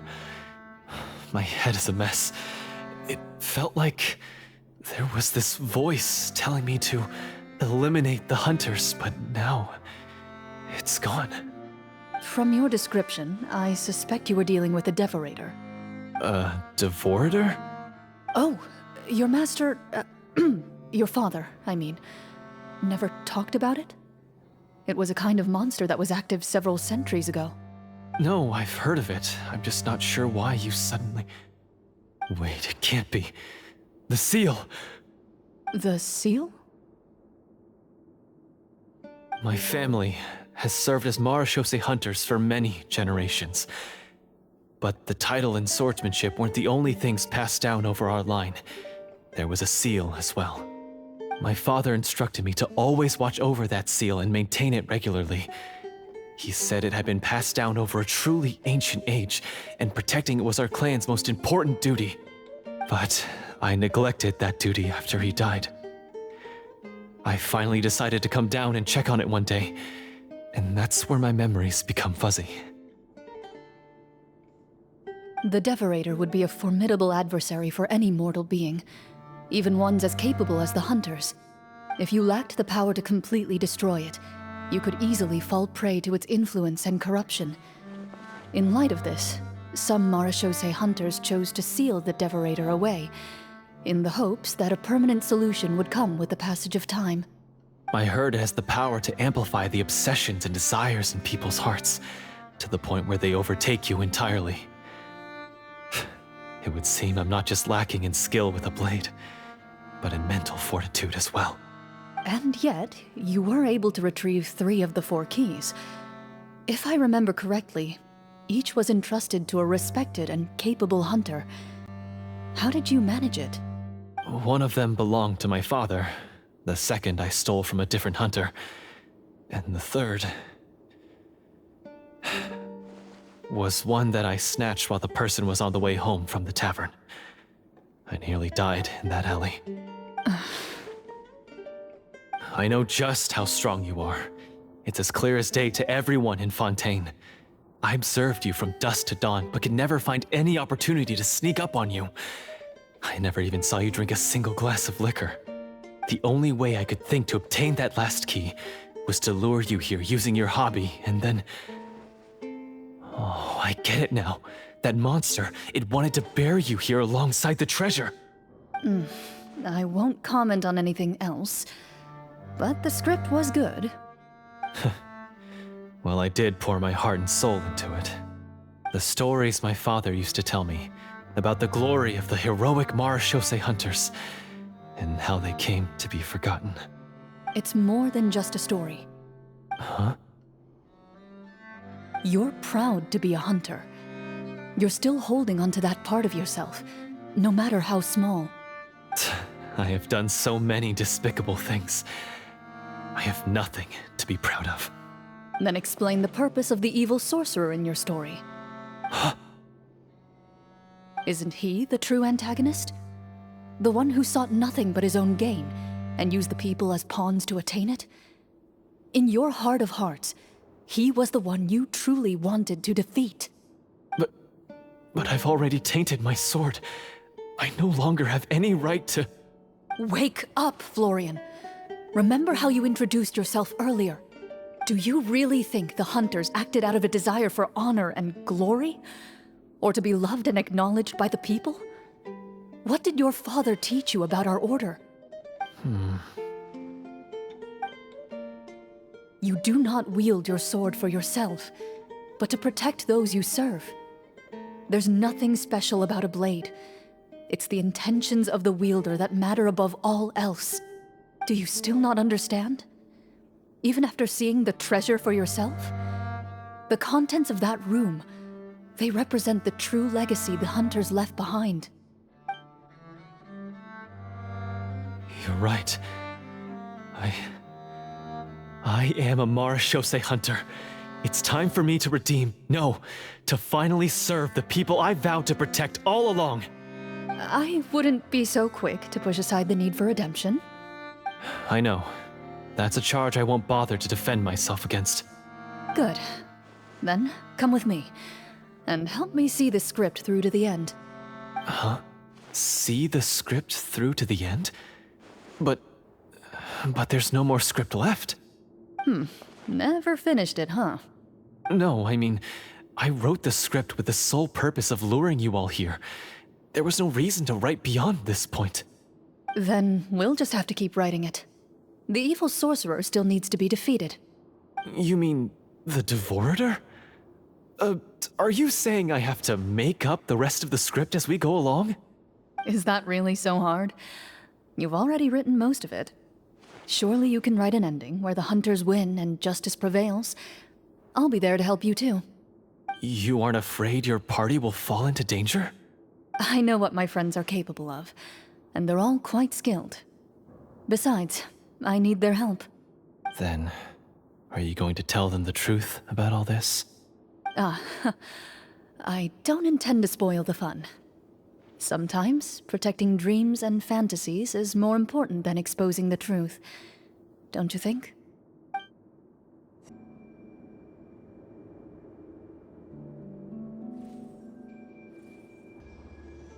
They're back! That took a while. Ahem!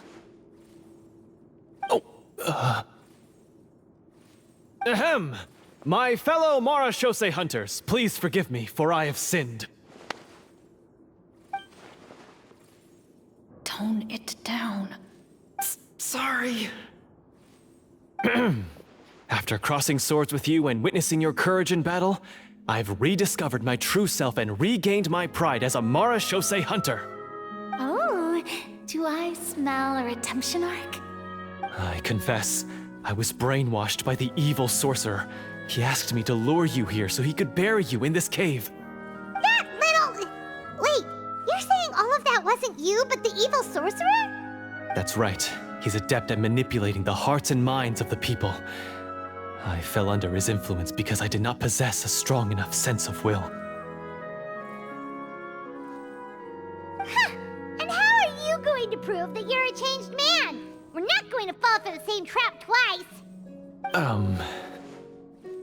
To be perfectly honest, I only came to my senses after seeing the treasure.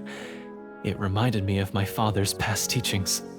The treasure was actually... The names of all the Marashose hunters from ages past and their weapons? Wait, you already know? Of course.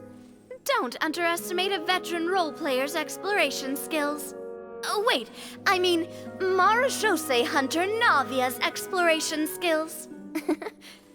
We just finished reading through the content of the stone tablet. That tablet recorded the lives of some fascinating people. For example, this Marashose hunter called Est. She inherited the responsibilities of the Golden Hunter and passed judgment on many people. But in private, she had a very easygoing personality. Her favorite pastime was singing and dancing with her friends, and she was said to have a beautiful voice. So, she was just like you. Oh, you really think so?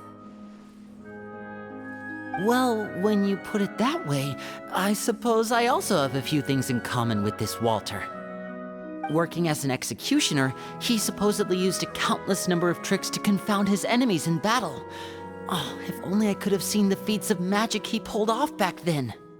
Their lives were all so exciting. You could write so many cool books about their accomplishments. How could they have all been forgotten? Because they chose to be. To hunt monsters that only appear in the shadows, you must also operate in the dark. To be a marechaussee hunter is to willingly give up on wealth and fame. Then this stone tablet must have been left behind by their companions. That's right. Few marechaussee hunters ever revealed their identity to the public.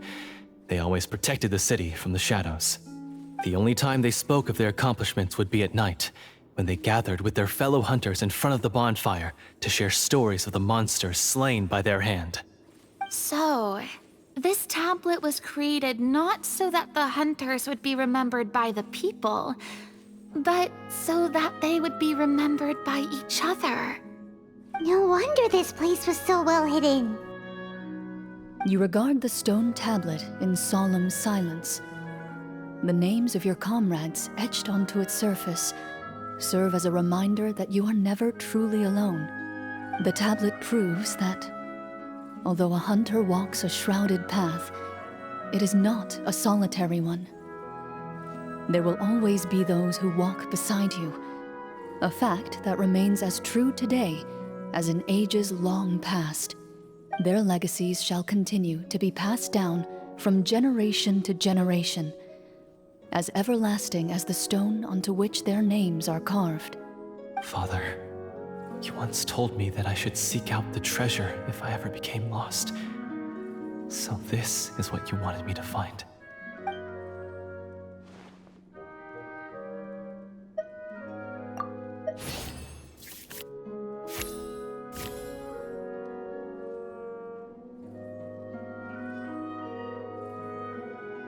His eyes are sincere, and his words ring true. You can tell that every word he spoke just now came from the bottom of his heart. I implore you, everyone, please give me a chance to make up for all I've done. Allow me to fight alongside you and defeat the evil sorcerer that threatens the peace and prosperity of everyone in this kingdom. Well, I say we let you join. Sounds good to me too. Everyone makes mistakes. What matters is what you do to make up for them. I have no objections, but Mr. Florian, do you even know how to defeat the evil sorcerer? When he took over my mind, I gained some insight into his thoughts. Every time I thought of the treasure, he reacted with a strong sense of fear. Huh? He's afraid of the treasure? But there's nothing here except some broken weapons and the stone tablet. What if the secret's hidden inside these weapons? GM, permission to investigate.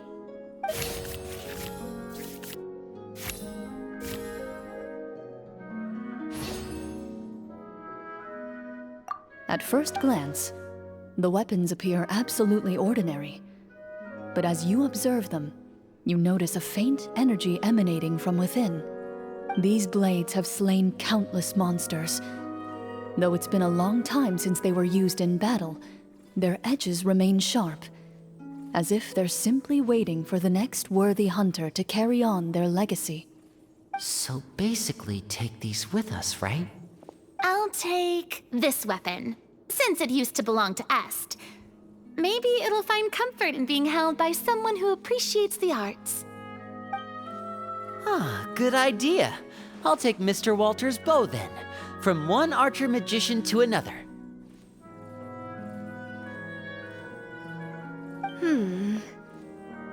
Paimon's gonna pick a cool weapon too!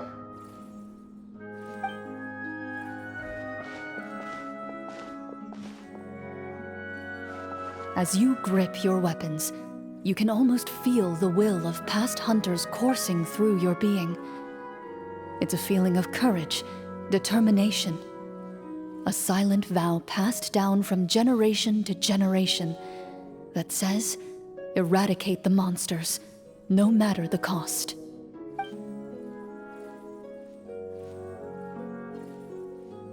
Mr. Florian, do you know where to find the evil sorcerer? I was able to see his surroundings when our minds were connected. I believe he's currently hiding out at the church in the kingdom. We must be extremely careful. He's spent so long living among monsters that he's now taken the form of one. He will not be easily defeated. Then why don't we explore some more and try to find some higher level gear? We don't want to just fight him and lose, right?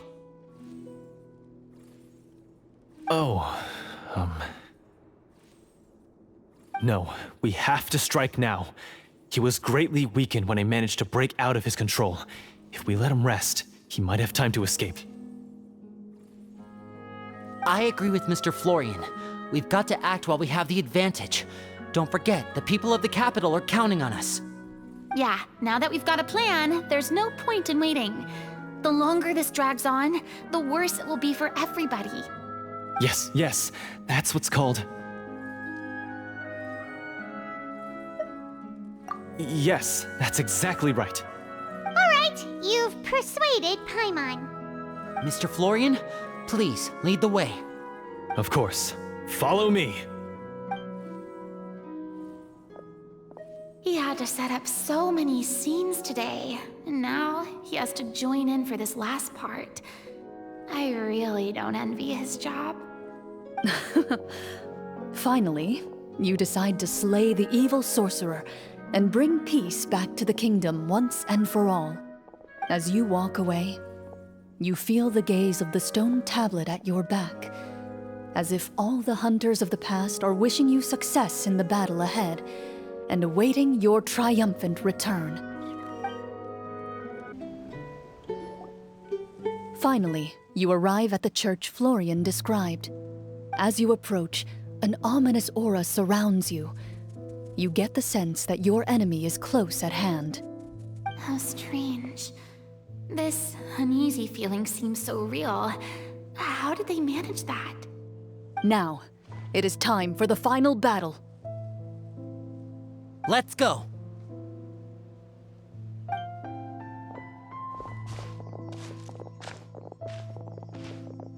Florian, wait. What's wrong? I think you should wait outside.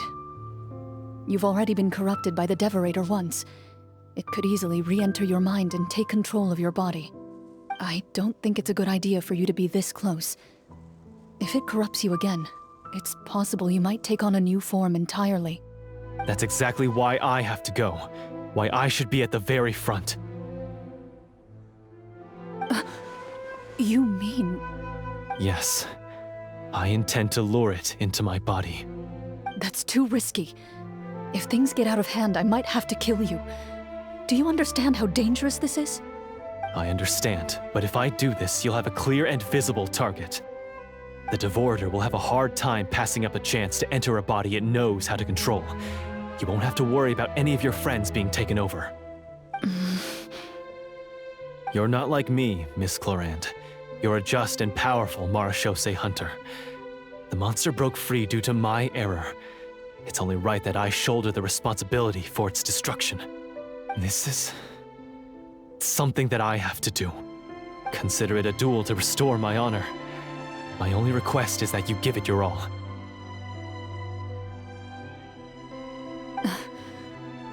I understand. Then, as a champion duelist, I hereby accept your request for a duel, and extend to you my most sincere regards. Thank you. The battle is now upon us. Let the Devorator once again tremble under the blade of the Marechaussee hunters.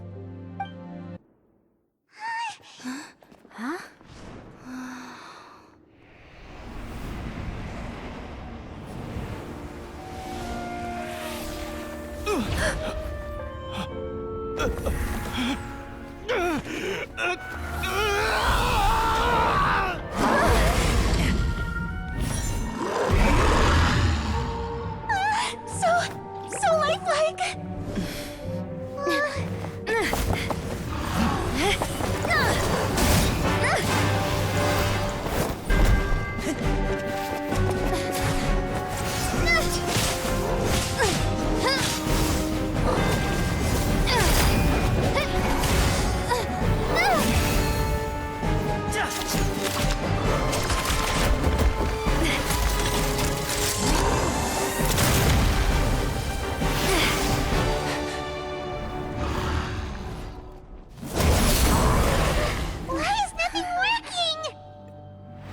foe is not invincible. You hold the treasure. The power to defeat it in your own 2 hands. The treasure? You mean... The names! It's the Marechaussee Hunters' names! How are we supposed to... You forget, Paimon? There's still one skill we saved until the very end. Hunters fight not for fame, but to aid the people whenever they are summoned. Walter the Marechaussee Hunter, master of 1,000 tricks, executioner of the Phantom Hunters, I call for aid! Est, the Marechaussee Hunter, inheritor of Cassiodor's will, judge of the Shadow Hunters. Answer my call!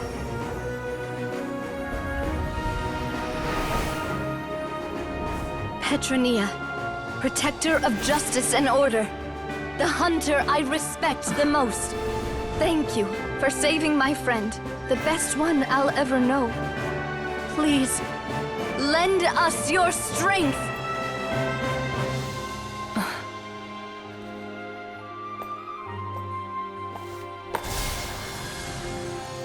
We have come to answer your summons.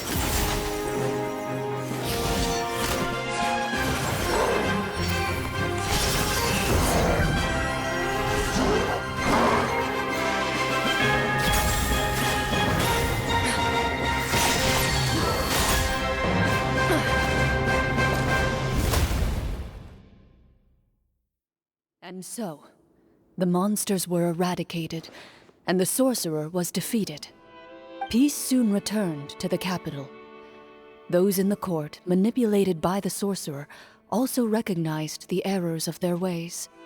Some remembered the names of the heroes who saved their kingdom, but others simply continued their lives none the wiser. Such is the story of the Marechaussee Hunters. They pursue the phantoms in the darkness and exterminate all who pose a threat. They will always protect the city and those within it, even should all memory of their accomplishments be forgotten by the very people they serve. I'm assuming we've finally reached the end of the script. Yes, you've reached one of the better endings. It's a pretty solid story overall. I thought it was just an ordinary adventure at first, but the further we got into it, the more impressed I became with the production and the plot. That final battle especially! All the effects were super realistic. Oh, right. Yeah, totally.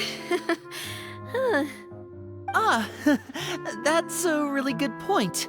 I never expected the weapons we picked up from that vault would have that kind of effect. Yeah, mine nearly scared the daylights out of me when it started glowing. I took a good look at it after we got out, but I don't think it ever lit up again. Oh, we should probably give these props back, right? I'll just leave mine here. Did you have a good time? Of course. Let me know if another script like this comes around. Sure, no problem. Then I'll head back for now. I think I need some time to fully digest everything that just happened.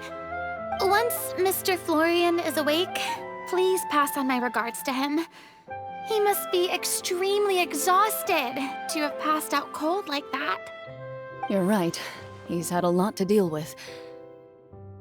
Well, see you all some other time. Toodaloo!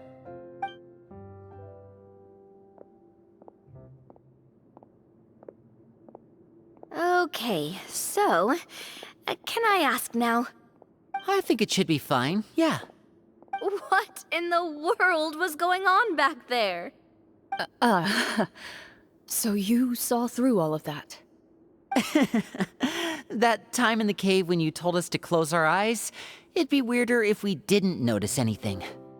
I was dying of curiosity the entire time. I mean, you did a pretty bang-up job of pretending nothing had gone wrong. Farina actually looked like she thought all of it was planned. Guess none of us wanted to be the one to break the illusion. What are you all talking about? Oh, wait. Don't tell me Paimon never... Oh, this is all my fault. It's not too late to cover your ears. Here, Paimon, I'll do it for you. Bit late for that, don't you think? You're saying everything that happened back there wasn't actually part of the script? It's probably more accurate to say this was never a real scripted story to begin with. What? So loud. My head. Hey, you! Get up right now and explain yourself! No shaking, please! Oh, my head.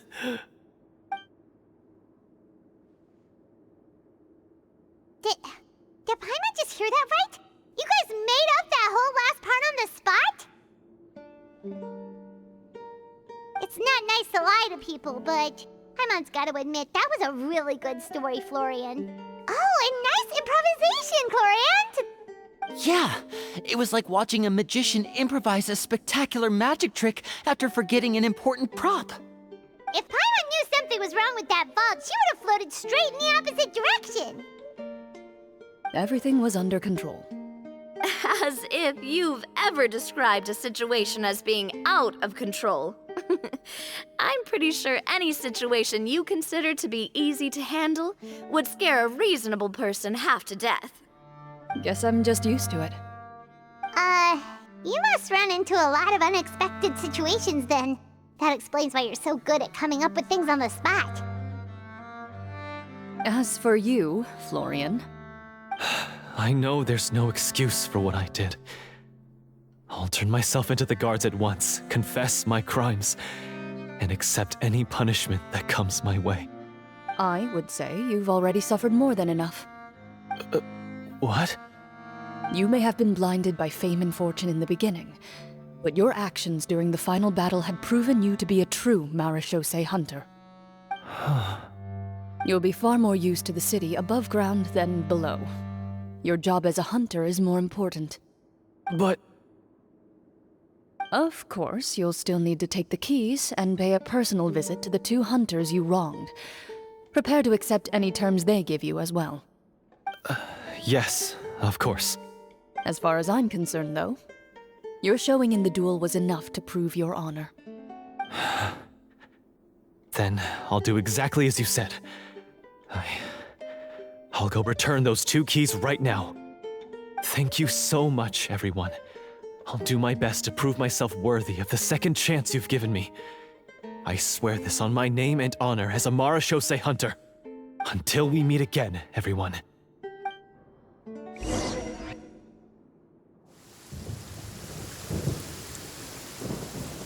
Speaking of Marechaussee hunters, what should we do about the treasure in that cave? Leave it be. Are you sure? We could show it to people, make it so that the hunters are remembered. Don't you want that? No. Every name on that tablet made the same choice. All hunters know what the path entails. I am no exception. My identity as a Marechaussee hunter is not something I need people to remember. I wish only to be recognized as a champion duelist. Nothing more. That's certainly very different from the path of a magician. Still, I admire your decision. Wait! Paimon just remembered something. If there were no special effects involved, why did our weapons begin to glow during the battle? That's because the Marechaussee hunters of ages past would often imbue their weapons with special enchantments to suppress the monsters. Whenever a monster was nearby, their weapons would start to glow. Oh, so that's why they had an effect on that guy near the end. I really thought the summons were doing all the work. Well, I'm sure the summons were a part of it too. Oh? How so? This particular devorator probably hailed from the same era as the hunters we saw in the room. The names you recited all belonged to the bravest hunters. Countless monsters fell to their blades. That's likely why the devorator visibly reacted when you said them out loud. So the names held the power all along! Navia, everything you said during your summon. Huh? Oh, I meant what I said. I mean, it was true to my character, so yeah, I'm glad you heard it. Just don't make me repeat myself. It's embarrassing. I really appreciated those words.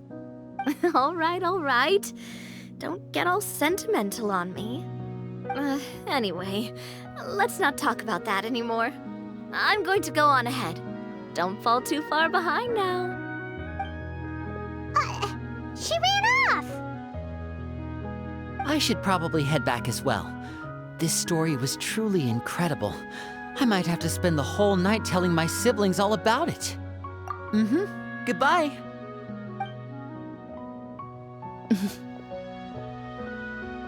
Traveler, should your name and deeds be forgotten, what do you think the significance of your journey will be?